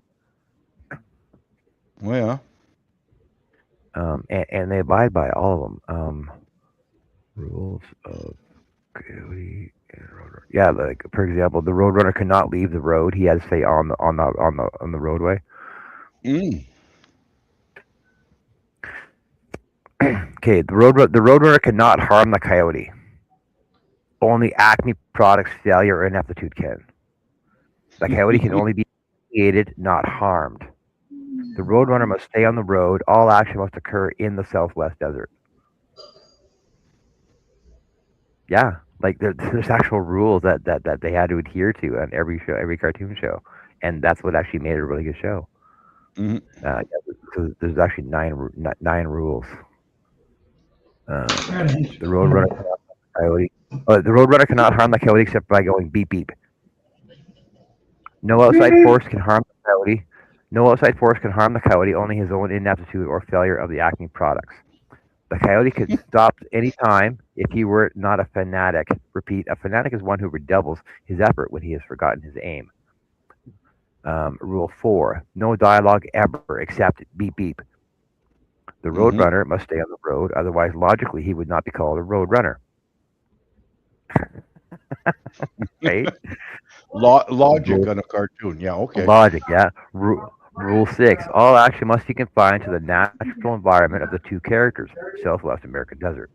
Rule 7. All materials, tools, weapons, or mechanical conveniences must be obtained from the Acme Corporation. Rule 8. Whenever possible, make gravity the Coyote's greatest enemy. Rule 9. The Coyote is always more humiliated than harmed by his failures. Yeah, And flat too. so Chuck Jones divided these 9 rules that every Roadrunner show had to adhere to, which actually made it funny. Yeah. And non-violent. See, and I know that there's a cartoon rule that no cartoon can be killed in any cartoon show. Yeah.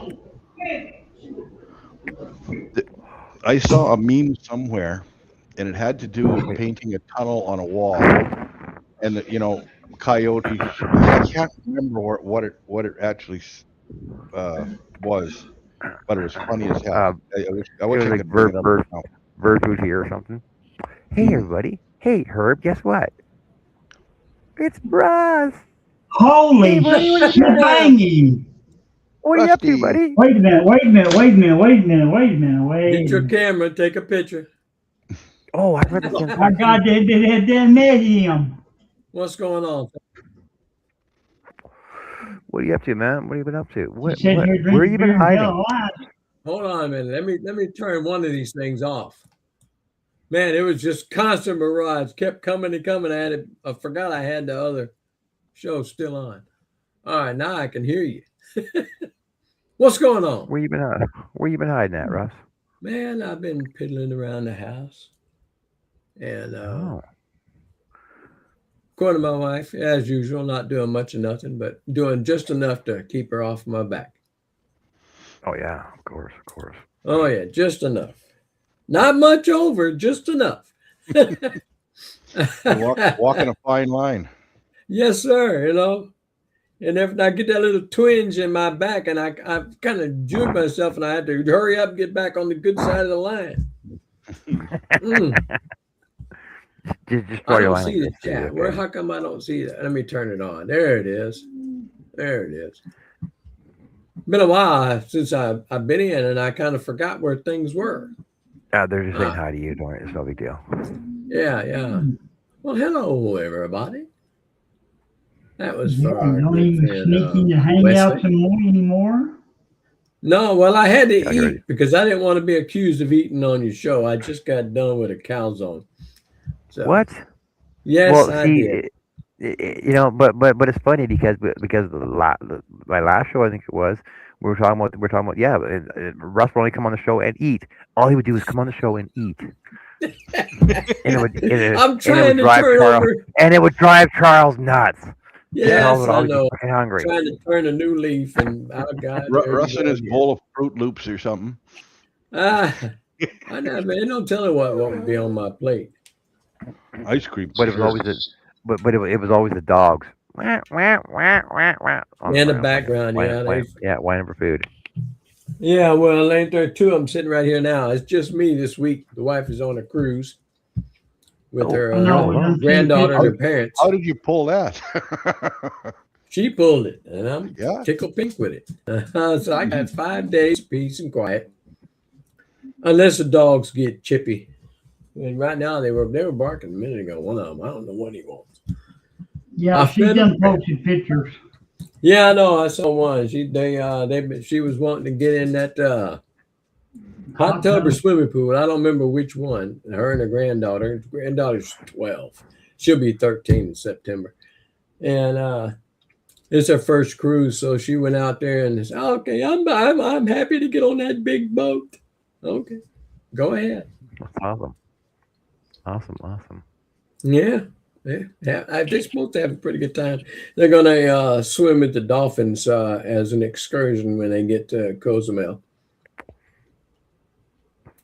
I don't know what else they're going to do, but I suspect that'd probably be about all of it there.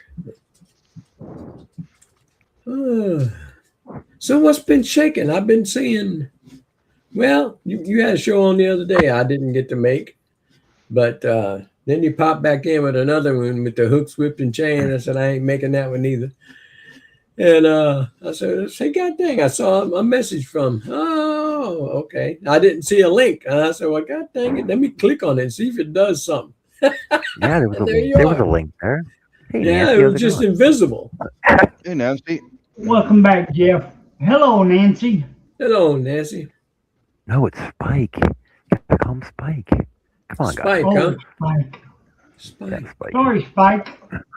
That's what he's calling himself today? Yeah, Spike now. 3 Spikes Railroad. Yeah, no, so I was on last night. It was more of a crochet show. Mm-hmm. But Indy Mike showed up though. Oh, is that right? Yeah. And he hasn't been around for a long time either. Same with I had a show on a couple weeks ago on What If I Could, and Michael Christopher showed up, and I'm like, Michael, what have you been up to, man? Because he's down in Australia, right? He's hardly ever on anymore, too. Yeah. I don't know if you may not have seen this, and it might not be something that you're interested in. It probably won't be, but have you heard of the YouTube channel Avery Street Designs? They're based out of Oklahoma. It's a husband and wife duo, and they make projects that small wooden projects, but they have all the stuff. They have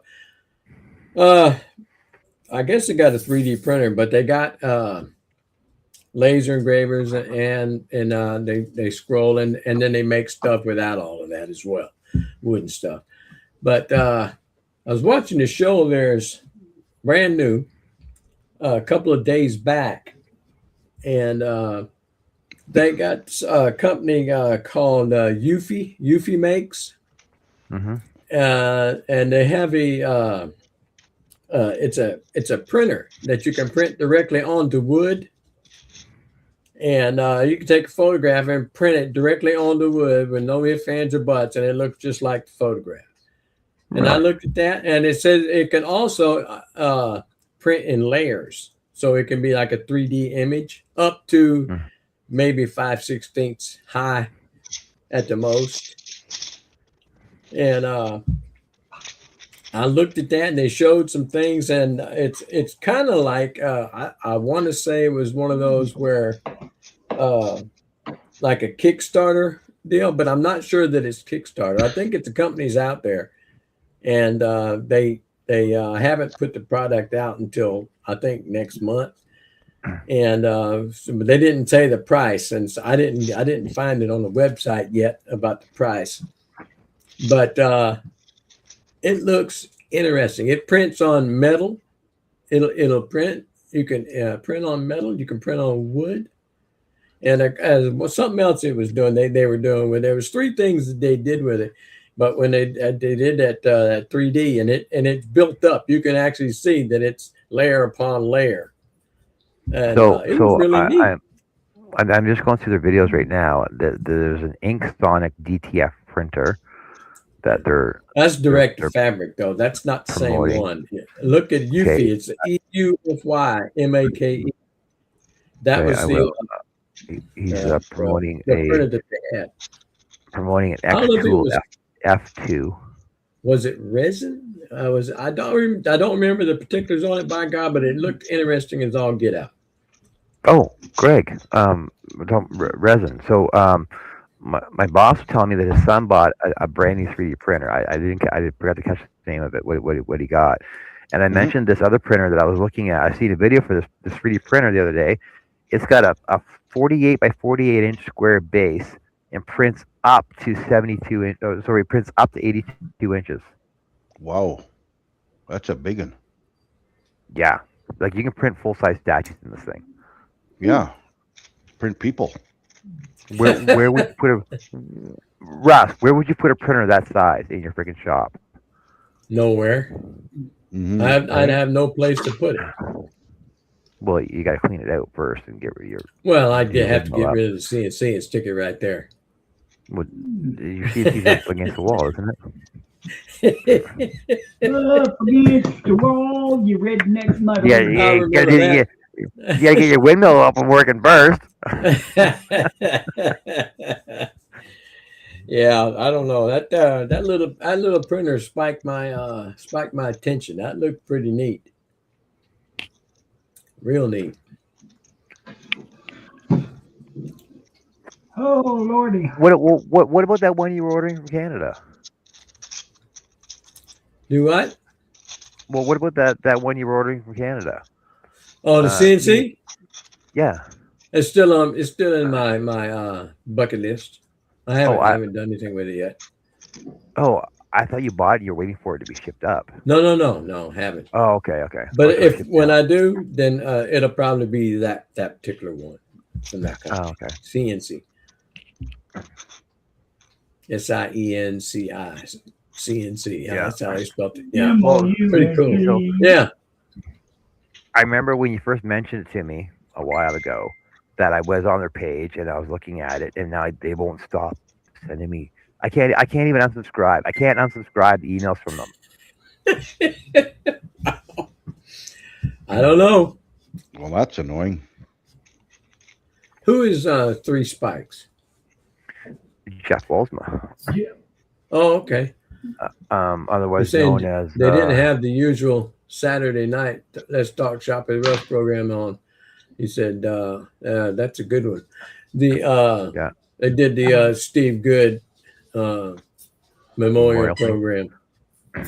I kind of came on at the end. I didn't come on the show. I came in to chat about the end of it. Probably about, I don't know, 10, 15 minutes before it was over with. And he was talking about, several of the people that were on the panel had actually met Steve and at the woodworking shows in Atlanta. And when I came in, I said a couple of things in the chat, and then Russ tells me, "You were there. You met Steve, didn't you?" I said in the chat, "Yeah, I met him at the woodworking shows a couple of times and stuff." And he kind of recognized me, Steve did, but he didn't know where he'd seen me from. And he said, "How do I know you?" And I said, "Well, I've been on a couple of Clarity shows with you over the years." "Ah, that's where I know you from." "Yeah, that's where you know me from." I told him, I said, they were talking about things Steve had done, and in the chat, I told him, I said, all that is all fun and good and all, but I said the thing that I remember the most and that made me laugh the hardest with Steve Good is when he had a porch pirate come pick up a package off his porch and start running with it. Steve saw him on the camera, and Steve is 6'3", and pretty good sized fella. And he's running down the street. He says, "I'm gonna kill you." I think he caught him. I don't know if he did, but I think he came real close if he didn't catch him. But God dang it, man! And he said he was hollering at him. What's that? Jeff just shared these photos of winged bulls he's working on. There's one. If I didn't know better, I would think that would have been something else from far off. The wife's There's been a away that ball. long, has she? I tell you what, it must have been a cold day. There's a lidded bowl, and then Oh, he did yeah. one in like a walnut or something too. Ah, that looks pretty good. I like that. Nice bowl, Yeah. trinket bowl maybe. Oh, you know, Russ, you need one of those. You put your cereal in that and put the cover on it. The dogs won't get it at all. I would rather them get it. Thanks And for not- sharing that, You Jeff. need to go over to herbhooper.com and buy some patterns. Kurt Hooper. I heard you say that I'm a little far behind. My percentage yeah. is going way down. I Well, have yeah, no doubt. You've gotten what, like 20 up in the More past than 2 me. months now? Yeah. How many? How many you up to? 333 Woo! I'm way behind. Yeah. plus the free It one. was in the low 200s the last time I got one, I think. So Oh, yeah. if you guys are interested in is something like that, those bowls and stuff, go hit up Three Spikes Railroad there. He'll hook you up. He's got Yeah. lots of stock in his shop. He's trying to sell off anyway. Somebody needs to get up out of my way here. Jason, the wind up here is actually not. It was calm today. It was pretty bad like all week long, but it usually is. But this is Grand Prairie. It's always windy here. Yeah, we had a little bit of wind here too, but not. It was steady. It never slowed down. Never got real fast. But black clouds overhead. Not one drop fell. Oh, Really? Mm-hmm. See, the weather here is not bad, and the weather down there. See, there's the weather here, +3. See, the wind's only 21K right now. The weather down at you is 13. That's nothing. It's the weather. There's I nothing. What are you know. talking about? I The know, wind is but it nothing was there. a steady deal. I had bad wind, but I Look. took a pill. Look! It's -4 in Red Deer right now. What? Oh, snow showers right now. Right now, Jeff. Right now, Jason has freaking snow showers at -24 Fahrenheit right now. Wow, -4. Damn, y'all can keep it. And I mean, it's that's, almost summertime. I don't want no snow. and that's 6 hours south of me. Golly. And that's south of you? South of me. South. How cold is it where you are? 24, 38. Oh, I see it. Yeah. Oh man. South of you is Oh, colder than Nancy, north. get out of here with your 20, with your 72. I get back, 72. Hello, Nancy Florida. again. I'm in Florida. Oh man, it hurt. They Let put me, that in. I'm in Florida. Look how hot it is here. Oh man, it hurts. I lost it. And I got no wind. I don't have hardly any right now either, but I'm going to look at something. Where is my? Okay. I'm How going you to pull doing, up a Nancy? What are you different up to? screen so I don't lose y'all. What's the girl doing? What's my girl doing?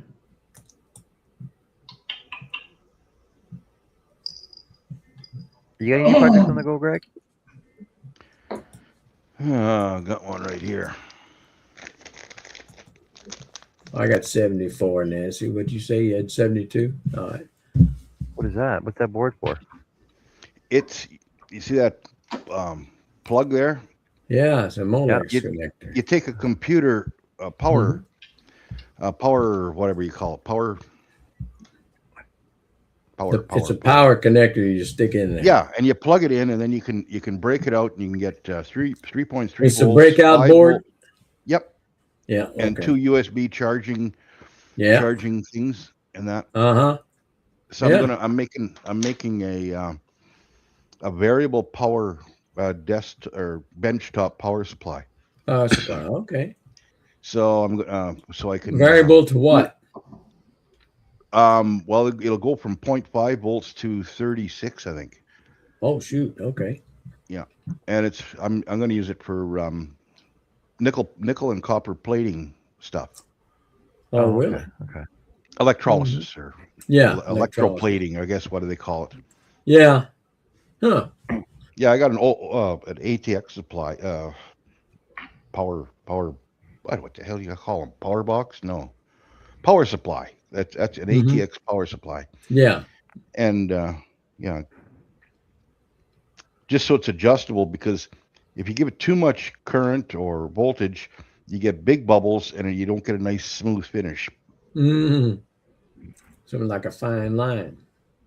So electroplating works on low voltage then? Yeah, I thought it DC. required like. Okay. DC low voltage. I thought it was like high voltage. No. I don't know why. It's the current that does the work. Yeah. Not the Come on, voltage. you Anyway. move. Let's go. It's like So Nancy cross it. Nancy says she's taking a break from lives, uploading shorts and videos, might come back in May, working on making some small notepads, keeping busy. Well, that's good. Keep busy.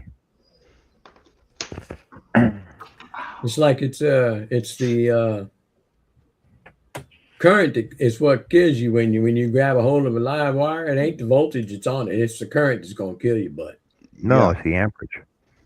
what Well, the hell that's you think amperage is? Current. Amperage is a measure of how much current you have. That's why anything over 1,000 is called a kilowatt, Mm-hmm. because it'll kill you. Kill who what? Kilowatt is a Oh, rate it's of true. measure of power. It's true. And the more kilowatts there are, the quicker it'll kill you. That's the more 63,000 power and kilowatts. more current. That'll kill you. Power times voltage. And if you go All too you many got to, kilometers per all you hour, it'll kill you. yeah. All you got to keep in mind though with power is that 120 will push you away, Mm-hmm. but 347 I'll will be pull right you back. Yeah. It will.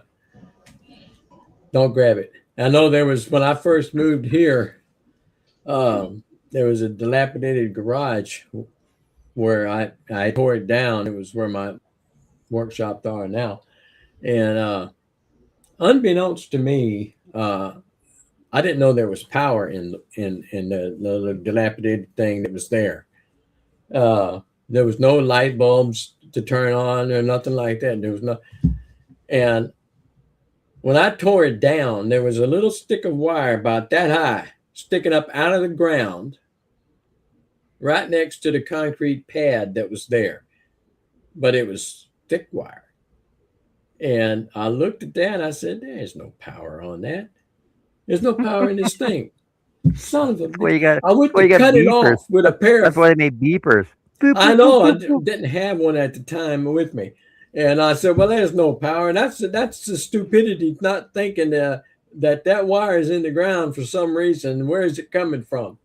And it bit And you. so I had me Your some main panel. big Yeah. cutting pliers in my hand.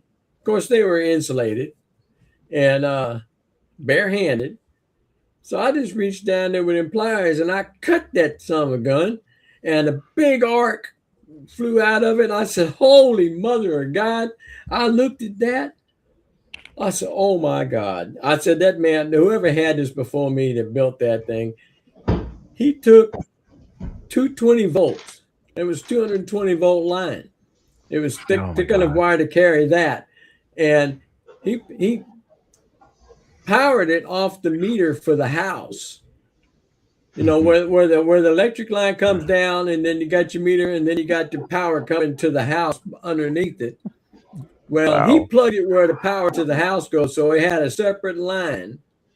And he put that line in the ground. He dug him a little trench, put it in the ground. There was no conduit or anything with it. It just went straight from the house side down to the ground, all the way over to that shop. And I son of a gun. Woo! Yeah, that could have been bad. That would have killed me. That was 220. That would have probably killed me. Here's some latest stuff from Jason that he just finished cutting off here. Oh yeah, Bear paw print and a moose, and Well, if it ain't live, I don't believe it. deer head and Slimer from Ghostbusters. Oh, I was wondering what that was. Yeah, Slimer. Okay. It took me a second, but I figured it. Took me a second, but I figured it out.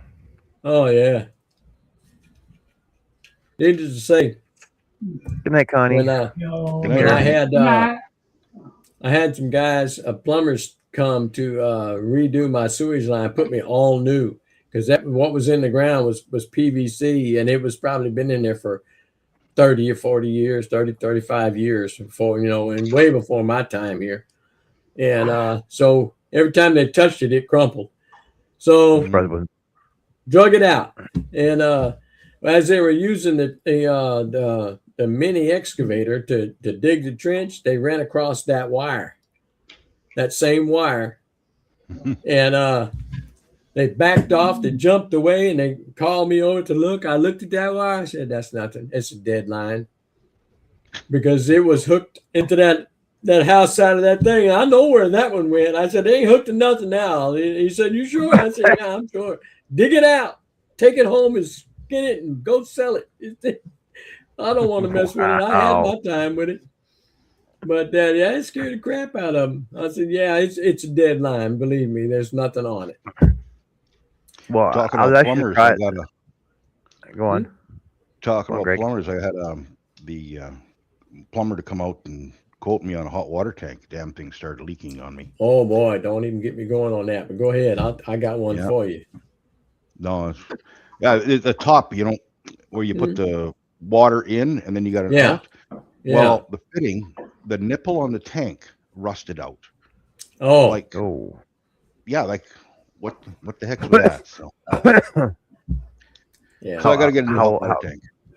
How old's your water tank? How old's your water here? 13 years. Well, I got mine lasted longer than yours.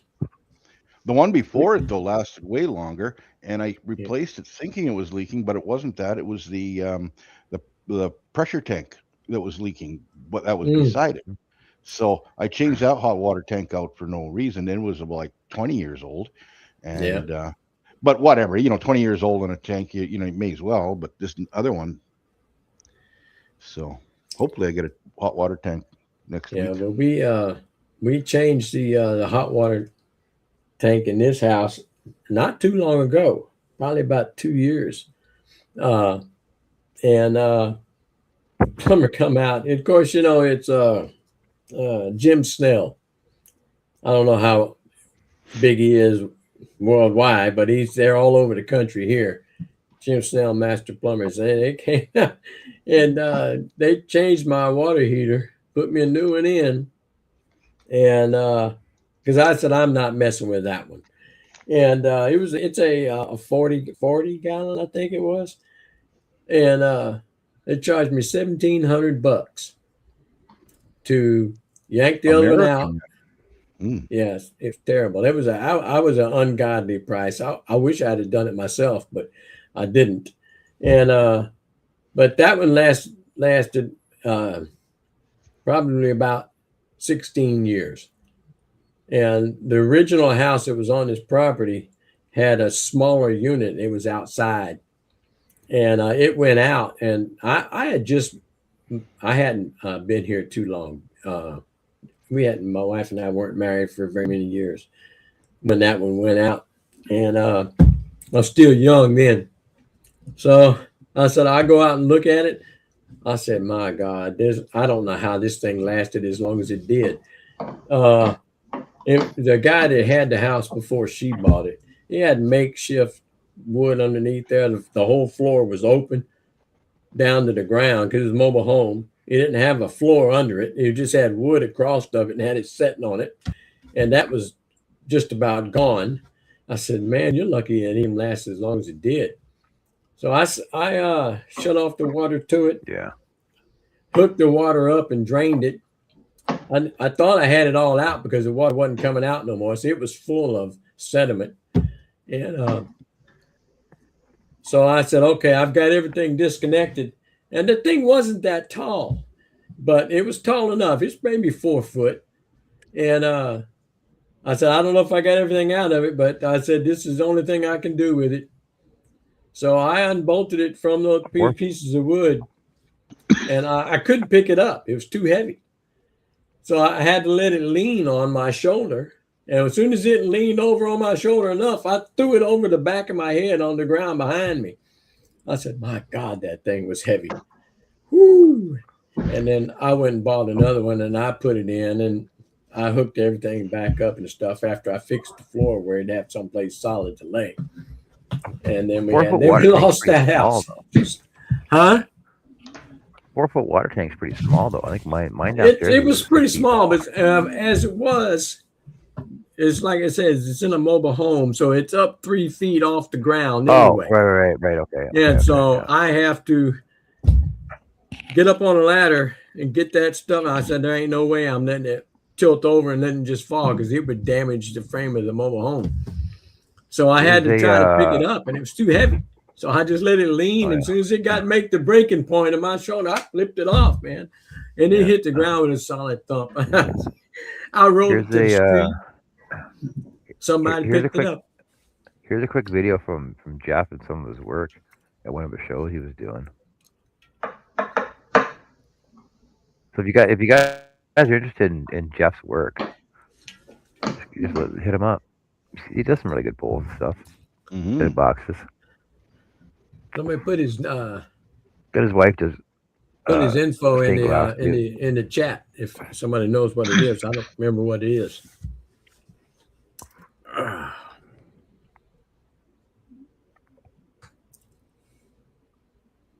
Even got Jade Inlay in that one bowl there. Let him put his information in if he because I don't know what it is. Somebody might know it. Mm-hmm. And let him check out the website or his YouTube channel. I can't get to it right now. And just Good night, Jason. Type it in and put it in the chat for him.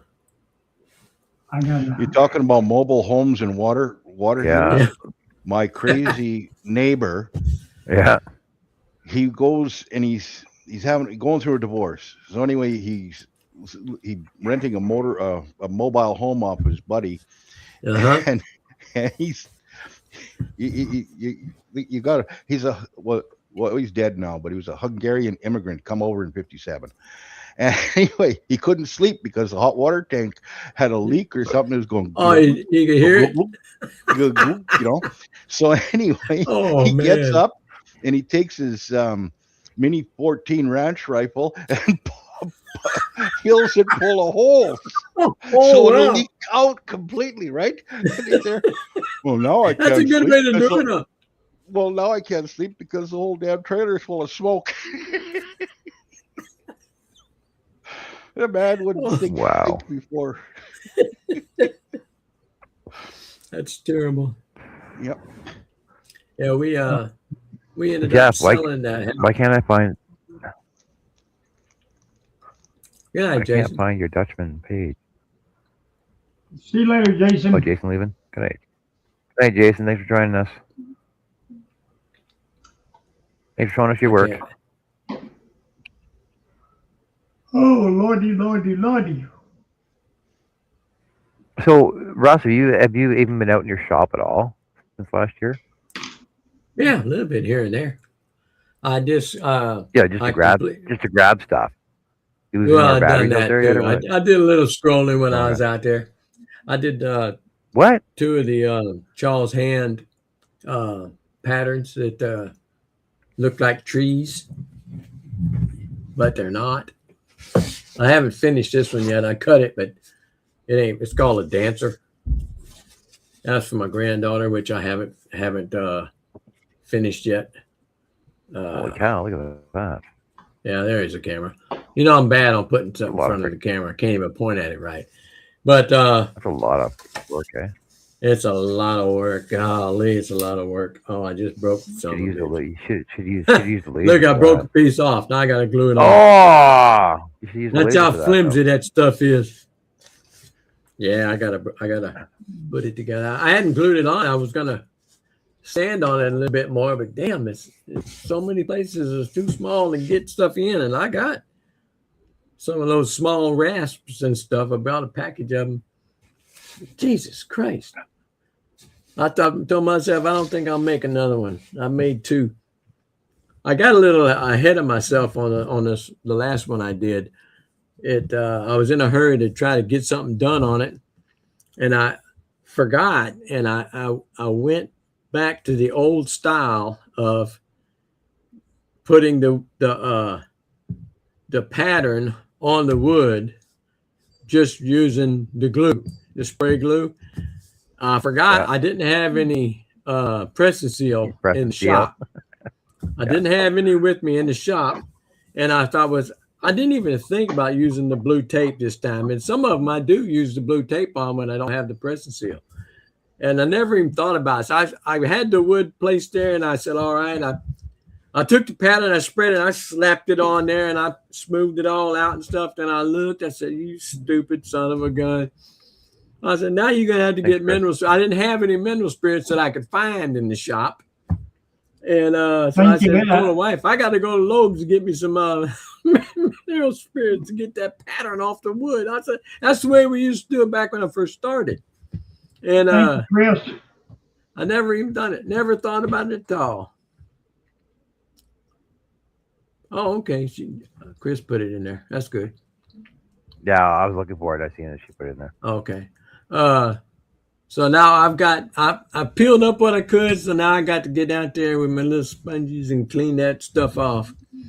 But yeah, them things are a real pain in the patootie to do. They look good when they're done and they're finished. What the hell?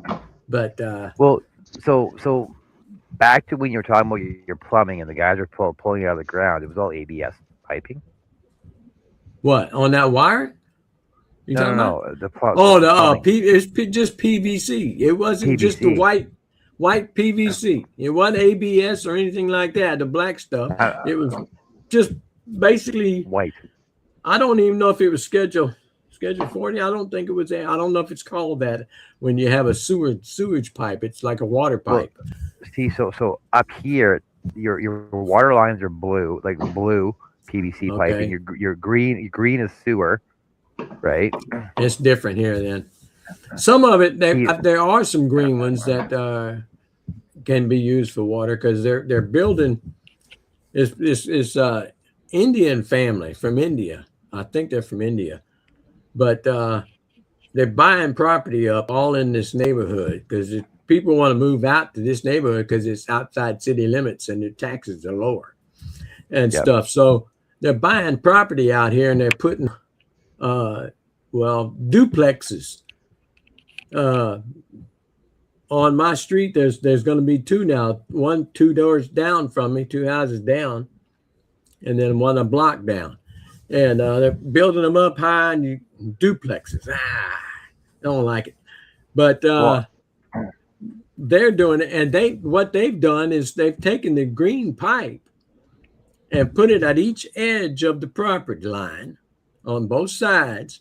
And they're using it for like a French drain for when rain. It has it outputting into the ditch that's in front of the street and stuff. And so that's what they used on the first duplex, and that's how they got this one coming up. They already have it put in and buried. I actually want to run one down the side of my driveway, on the side of my house. Well, that's how this is. It's down each side of the property, from the back of the house toward the street. On either side is that piping, and that's what they did with the first one. That's what they're doing with this one. Say it's not going to spill over and flood the houses next to them. I said, well, you better hope not. I went to the local government office right around the corner from my house, and I got the paragraph says if anything you do to that property causes damage, well, I'm suing you. And They built the property up higher than everybody else. Everybody on this side of the street had mobile homes, and they built their property. They put, I don't know, maybe 100 loads of dirt out there. The property was built up from flat like it was with all the rest of us, built it up almost 4 foot high. And then they sloped it down on either side of the property where they had those drain pipes and stuff. And God, oh man, I hope it don't ever flood, because I told them, I said, if it floods, I'm damn sure going to do something about it. They're buying up everything around here too. Yeah, it's There's crazy. there's something Larry was working on too. Who's? Larry. Oh, okay. See, look at that! Look at that! I'm sharing woodwork from all the woodworkers in the group. Whoa, some of that. Yeah.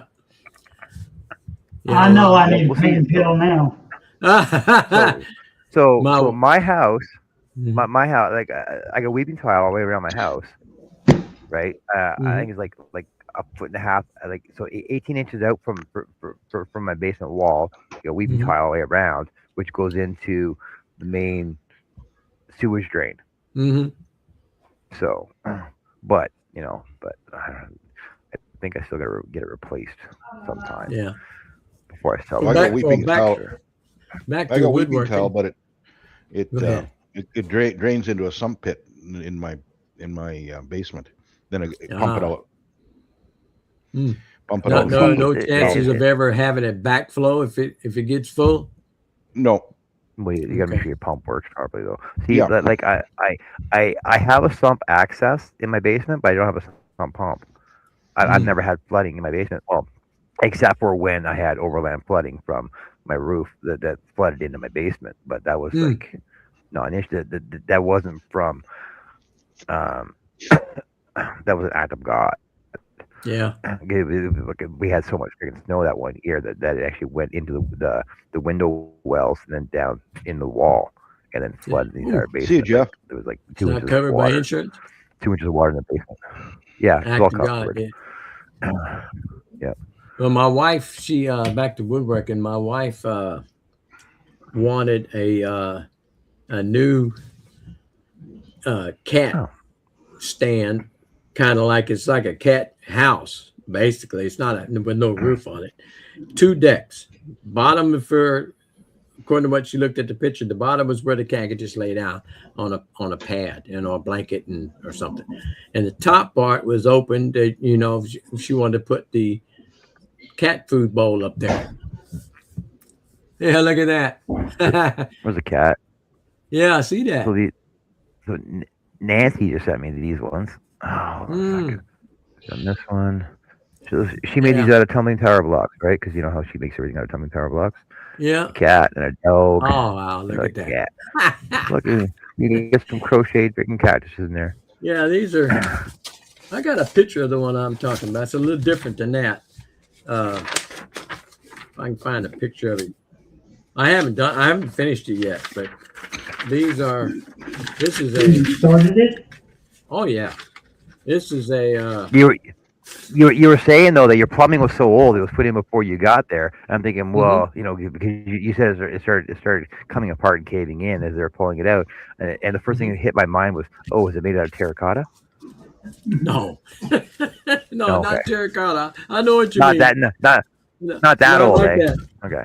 But here, I don't know if you can see this. Can you make me big? Let me get this thing out of the way. Yeah, I can. Can you see that? No. Oh, it's bunk It- beds. Bunk Yeah, Yeah, beds it's for like cats. bunk bed, but I'm not putting a ladder on it. I'm thinking Well, how are you about gonna get up to? just how the do you get cat. the second It's level only up? 2 feet tall, Oh, okay. and cat can jump a lot higher than that. But I was thinking about putting a small ramp, but on my dog here, she can climb a ramp. She's very good at climbing ramp. I don't know if I want to do that. But ramp what behind I you. was intending on, I told her, I said, as I got the framework already done, and the legs and the top and bottoms of it just doesn't have the base, the bottom where they sit at in it yet. And there's some other things I want to do. But I told her it's only 2 feet tall and it's short. And I was thinking about adding onto the feet right there and coming up another 2 feet and having another base right there, like these are another bunk, basically, Yeah. with a hole in it in the bottom so she could climb up in it, and then have a hole so she could look out. Of course, not in the same place, but so she could look out and be able to keep an eye on her domain, you know. And I told the wife about it, and she didn't seem too keen on the idea because she says 2 feet's tall enough. I said, no, 2 feet ain't tall enough. And so I'm gonna probably do it anyway, but I'll be using pocket hole screws. I use pocket hole screws on all of that. That's what it called for. But I use Titebond 3 glue as well. And I was gonna bolt the it's 2x4s, but they're cut down. You cut the sides off instead of 3.5. You got 3 inches instead of 3.5 inches. And I was gonna use pocket holes to mount them up higher because I think they'd be strong enough with pocket holes damn near all the way around it. And then put another base on, and just have a little hole where they can get up and look, and the little puppy here can't reach her. Because she likes to go where that cat goes because she knows she's got food in there. She wants to try to sample a little bit of it. But that's what she bought this pattern off of Etsy. I think it was like $5 for the pattern, something like that, with the cut list and everything. Cats will go to the highest place they can get to in a house. Well, I know it. I know it. Well, I've seen that. Why don't you just I've seen that same pattern. That's on TV. It's pretty cool. That's just for little cats. I saw they were made in octagon shapes, and you tie them together. You make them together. You build onto them, and they have them all over. And then I saw one where it was like that, but it had holes cut out to where the cat could get into one and then climb up to all the others and get to the very tip top.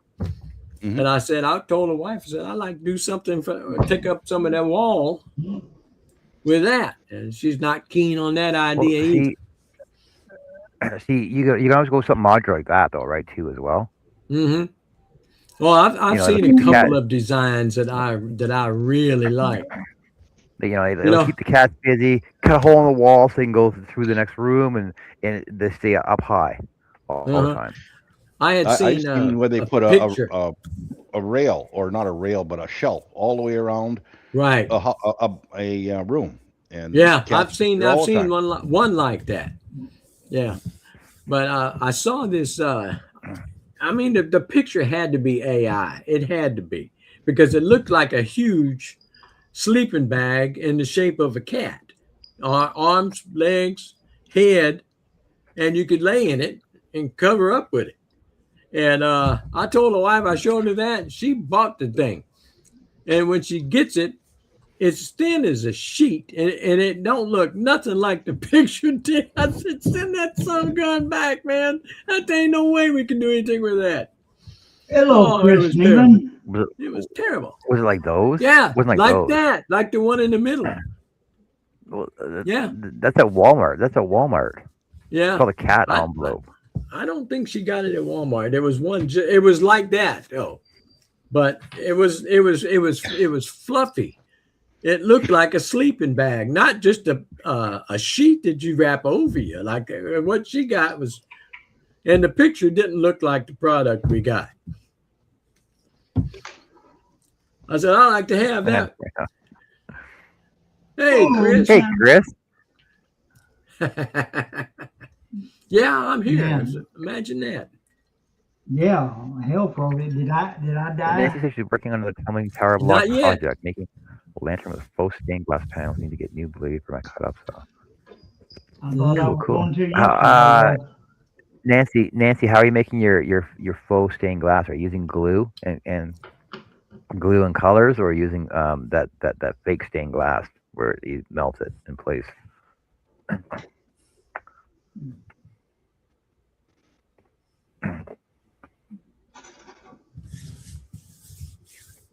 Come on the show, Chris. What are you up to? What are you doing? Oh, it's too late for him. It's past his bedtime. No, He's no, it's in the not. bed now talking to you. No, it's not. Gallery class, yeah. Gallery. That's what I'm thinking of. She said gallery glass and clad craft. That's what I was thinking of.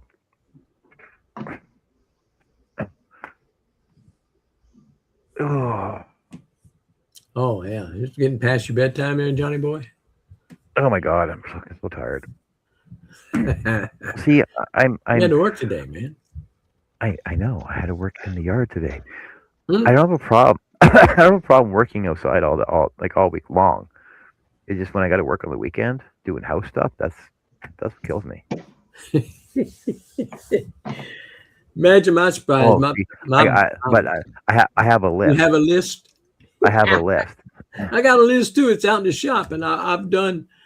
I don't know. I almost finished one page of it, but there's more than one page. Well, and part of what's on my list is to finish these off.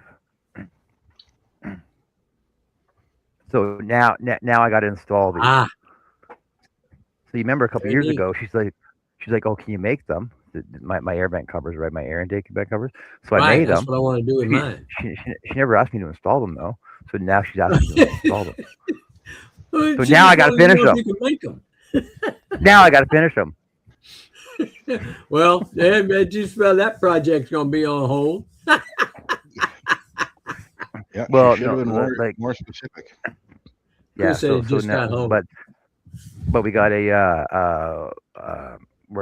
we're getting the mortgage reassessed. We got an assessor coming out to the house. I got to Oh, you fix got to some get it stuff done. up. You gotta, Yeah. you got to get it done. I'm not You ready gonna with the move? basement down. No, Hmm. we're just getting the house reassessed and refinanced. 22 minutes ago. Oh man. Getting the house reassessed, refinanced, and then taking some equity out of the house, I got you. so I can build my deck that she wanted 8 years ago. I don't know. Talk to me about a deck. I have a small one in the back. I was supposed to be done 5 years ago and haven't got to it yet. Well, okay, We'll get done one so day. she Yeah. had this idea. She had this idea that there was, like we got brand new windows, right? We got all brand new windows downstairs. We got French doors off the master bedroom that Mhm. opened into nothing because she wanted a deck. Well, I haven't built the deck. So we got these nice. We got these French doors that are 7 years old that have been open a couple times, but never fully opened because there's nothing to walk into. You know they got muscle memory in those things. They'll stop it where you stopped last time. You won't open no further.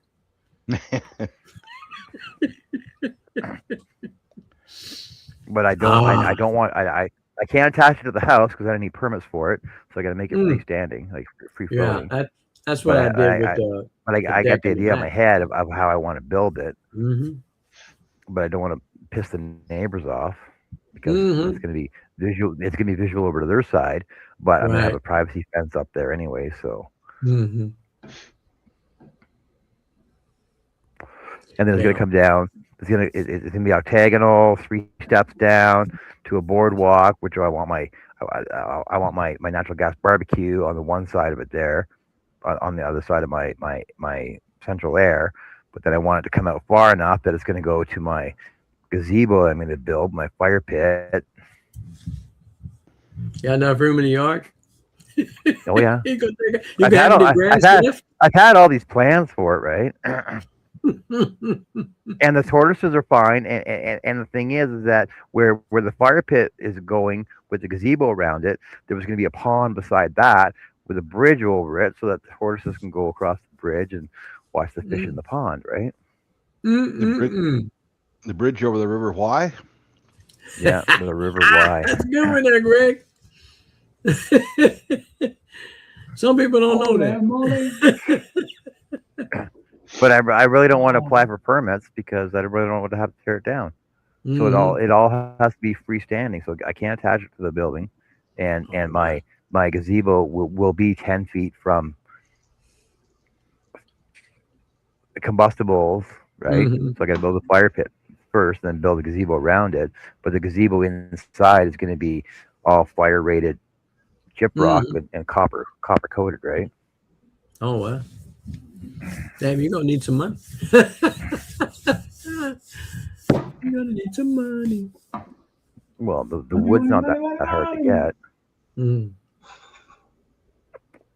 Holy moly. Like I can build it out of pallet wood. Fuck that. Build it out of Mhm. pallets. Yeah. Speaking of that, Yeah. we have a Build place. it out of that crepe wood you always get for signs. Yeah. I got we, 3 piles. I got 3 piles outside. I haven't run through the planer yet. I keep bringing it home. We have a place down the road and around the corner from us. It's called ABC Roofing Supplies, and everybody buys shingles from them and stuff, and they get them on pallets by the truckload, and they usually put the pallets to the street. And I said one day I'm gonna go over there and take a look. And so the other day I was passing by and they had some pallets stacked up there, but they had some kind of a wooden contraption sitting on top of it. And it was too big to fit Sure, in my getting truck. this away. And they had something. It was something they hauled in on a truck, and they took it out and then just used that. It's just a wooden framework, and had 2x6s and 2x4s. And I happened to see it. And I said, man. I pulled back. I said, I pulled into the driveway of this place, and I get out and go take a look. And I mean, they have this thing. They have, I don't know what gauge of nails, but they must have put 100 nails in each 2x6 to hold it all together. And I said, it was a lot of them. And so I told the wife, I says, I'm gonna go home and get my hammer, and I'm gonna get my skill saw. And I'm coming back down there to take a look at this thing real good. So I let her out, got her in the house, and I went in the shop and I got my hammer and I got my skill saw and I got some batteries for it. It's a DeWalt saw, so it's battery operated. So I brought me some batteries and I had a couple of other tools I brought with me. I pulled up in the truck, opened up the tailgate, and had everything sitting right there ready for me to grab. And I go over there and look at that wood. And I says, I ain't gonna be able to get all them damn things out. There's no way. So I took the saw out and I cut it as close to it as I could get it. I got me about 3 or 4 good pieces of 2x4 brought home, and a couple of 2x6s. They were short. They weren't, remember, maybe less than 2 foot long. But I brought them home just in case I needed them. I have them and stuff. And I said, I looked at my hands. I got so many scratches from that wood. It's unbelievable. You know, I said, man, I got a cut on my arm right there where I scraped against it. Ah, shit. But Well, I brought it home. Our wood pile out in front of our shop, like there's people that drive by every day, and like right next door to our shop is Calfrac. They're oil and energy guys. Oh, And there's one guy, like the lot guy, is there every day, and he's looking. Like every time I pull my truck up over there, he's like, he's looking around, going, oh, what's going on over there? Like, what are they unloading now, right? yeah. And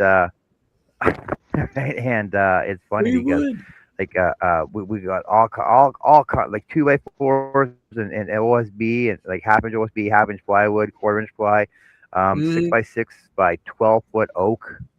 From our plastic wheels and stuff, right? And we got 6 foot round, friggin' 2x4s that are all together, right? For plastic wheels, all kinds like 2x4s, like all it's all garbage. Just anybody wants to come and take it. That sounds like me. I told my wife we were in. I took her to get her granddaughter. She lives in like 3 towns over, and in between the 2 of our towns, there's a cabinet shop that has you 2 guys be okay for a sec? I got a phone call. You guys be okay for a sec? Yeah. The cabinet shop, they have a big dumpster in the front, and they have a smaller dumpster in the front. And the big dumpster doesn't have any covers over it. It's just open. And the smaller dumpster has doors on it. And I've gotten, I don't know how much plywood out of that that big dumpster that doesn't have the covers on it. So you kind of know how to get it before it rains. And they throw away all their stuff. And I walked in the place one day while they were open, and I asked the guy, did he mind if I did a little dumpster diving, getting what I saw that I wanted? He said, anything is in there, it's fair game. You can have it. And so I went looking.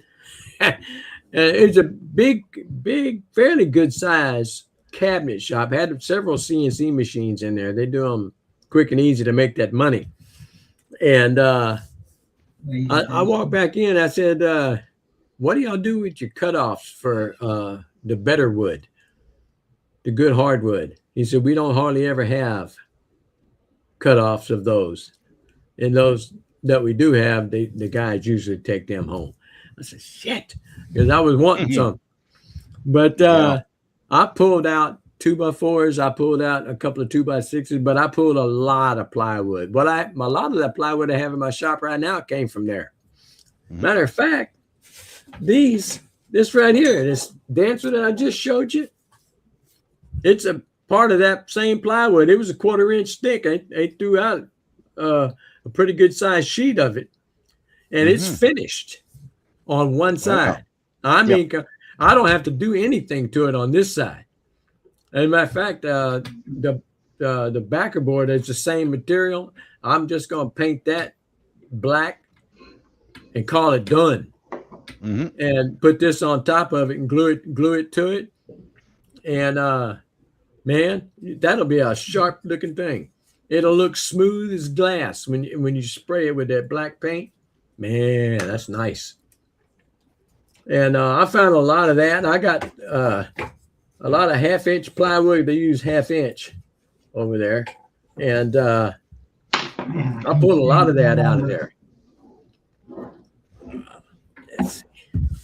So that's why I don't mind dumpster diving. I don't climb in the dumpster no more. My back's hurting me too bad. So I grab what I can, and I get me a stick and pull it closer to me, and I'll reach over and grab it like that and get it, put it in my truck. Now I know that they don't care. Well, I used to take home crates that they ship quads and motorcycles in. Oh yeah, that's some good stuff. They were metal. That's good stuff. Metal crates. Oh, okay. And you know, they were great. You cut them up and weld them up, and it was a lot of 1.25 square tube. Yeah. And 1x2 rectangular tube, and like I got tons of that stuff here. And you know, anytime I want to go make something, like weld something together, away I go. Have you done anything with it? I've made railings for the the deck, and you know, I built lots of stuff. It'd still be sitting there if I had to use it, but I have it when I need it. My God. Yep. It's like my old man was like that. He had so much crap that he had 3 metal storage buildings that he built, 8x10 and 10x10. He had it all full of tools and whatever other junk he wanted to put in there. I told him one day, I said, what are you going to do with all that stuff? I don't know. Guess I'll go through it. But they said, as soon as I throw it away is when I'm going to need it. So nothing ever got thrown away. Yeah, that's my problem. Oh, man, that was a lot of stuff.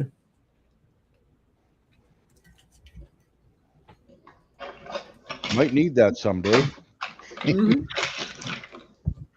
My neighbor next door to me, older feller, he was 66 when he moved here next to me. That was over 20-something years ago. And there was a metal building already on the property. And he had 2 that he brought from his previous house. And he put them back behind it, one after the other, single file. And then he cut the ends of them out in the middle so he could go through all of them and have them in one long shop. Yeah.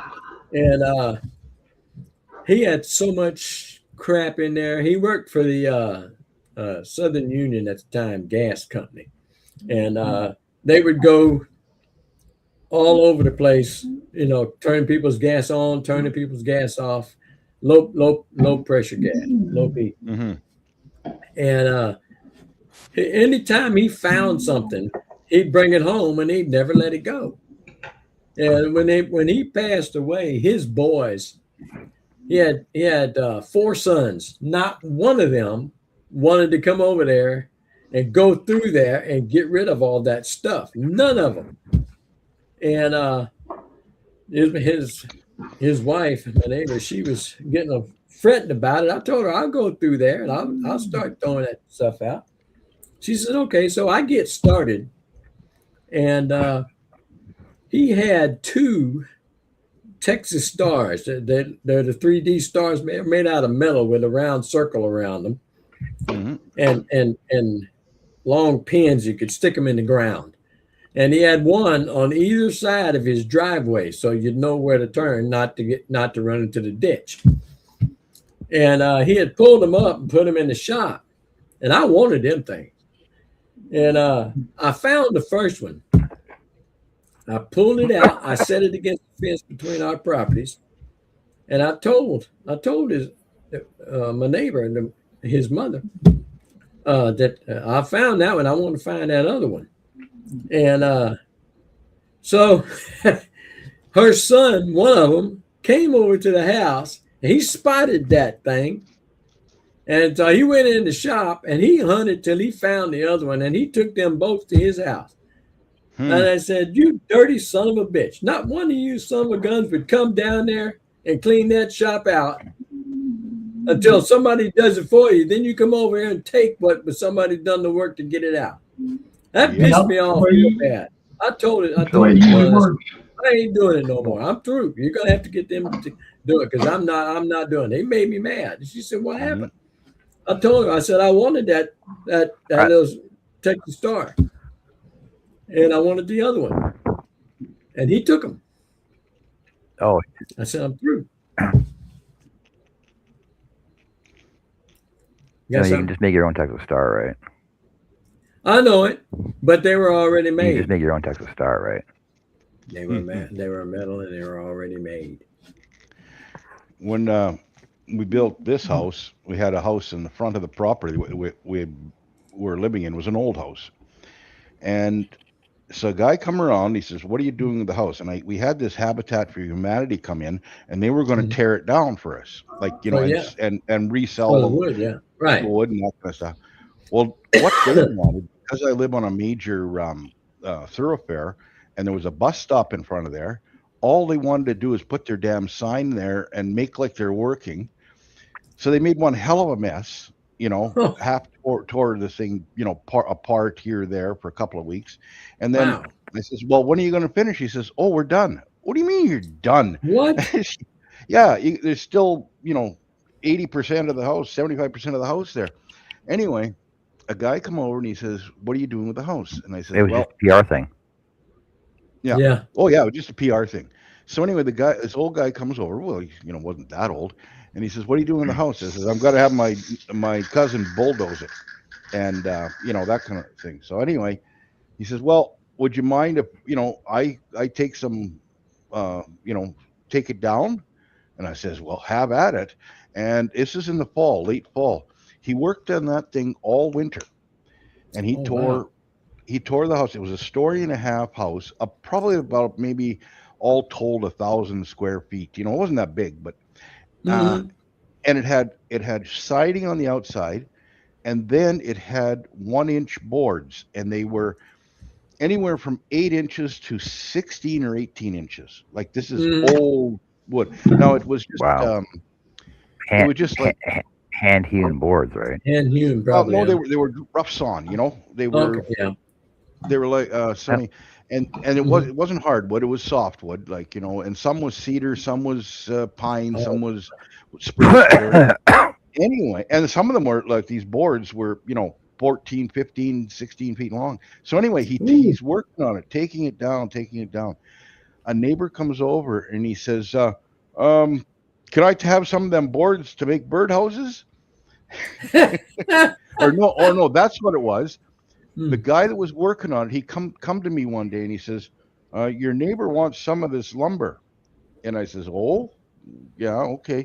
He says he wants to make birdhouses from it. I says, that's your lumber. You do with it what you want.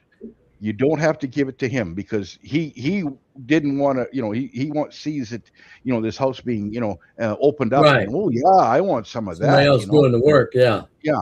And I says, no, you keep it all. Do with it what you want. It's yours. You told me you're going to take it down. Sure enough, the guy took the whole damn house down. I'll be One damned. guy. Yep. They have a Wow. roof on it? Yep. Oh, wow. Holy moly. Oh, man. I'd like to stay in chat with you guys longer, but we're gonna cut the show off. Thanks everybody for joining us. Russ, Greg, Herb, thanks for being here. Everybody in the chat, thanks for showing up, and I was sharing everything with you guys. And don't be a stranger, Russ. Hang out with us more often if you can. Yeah. I will when I have opportunity. Get back out in your shop. Get back out in your shop and do some more scroll sawing. Yeah. Fix that windmill. Get that thing spinning, man. I'm going to go hang out for a little bit over yonder. All right, brother. All right, right. take care, man. We'll see you later, We'll John. see you all Thanks for later. having me, And Good night, everybody in the chat. take care. All right. Thanks a lot, guys, for being here. Talk to you. Good night. Good night.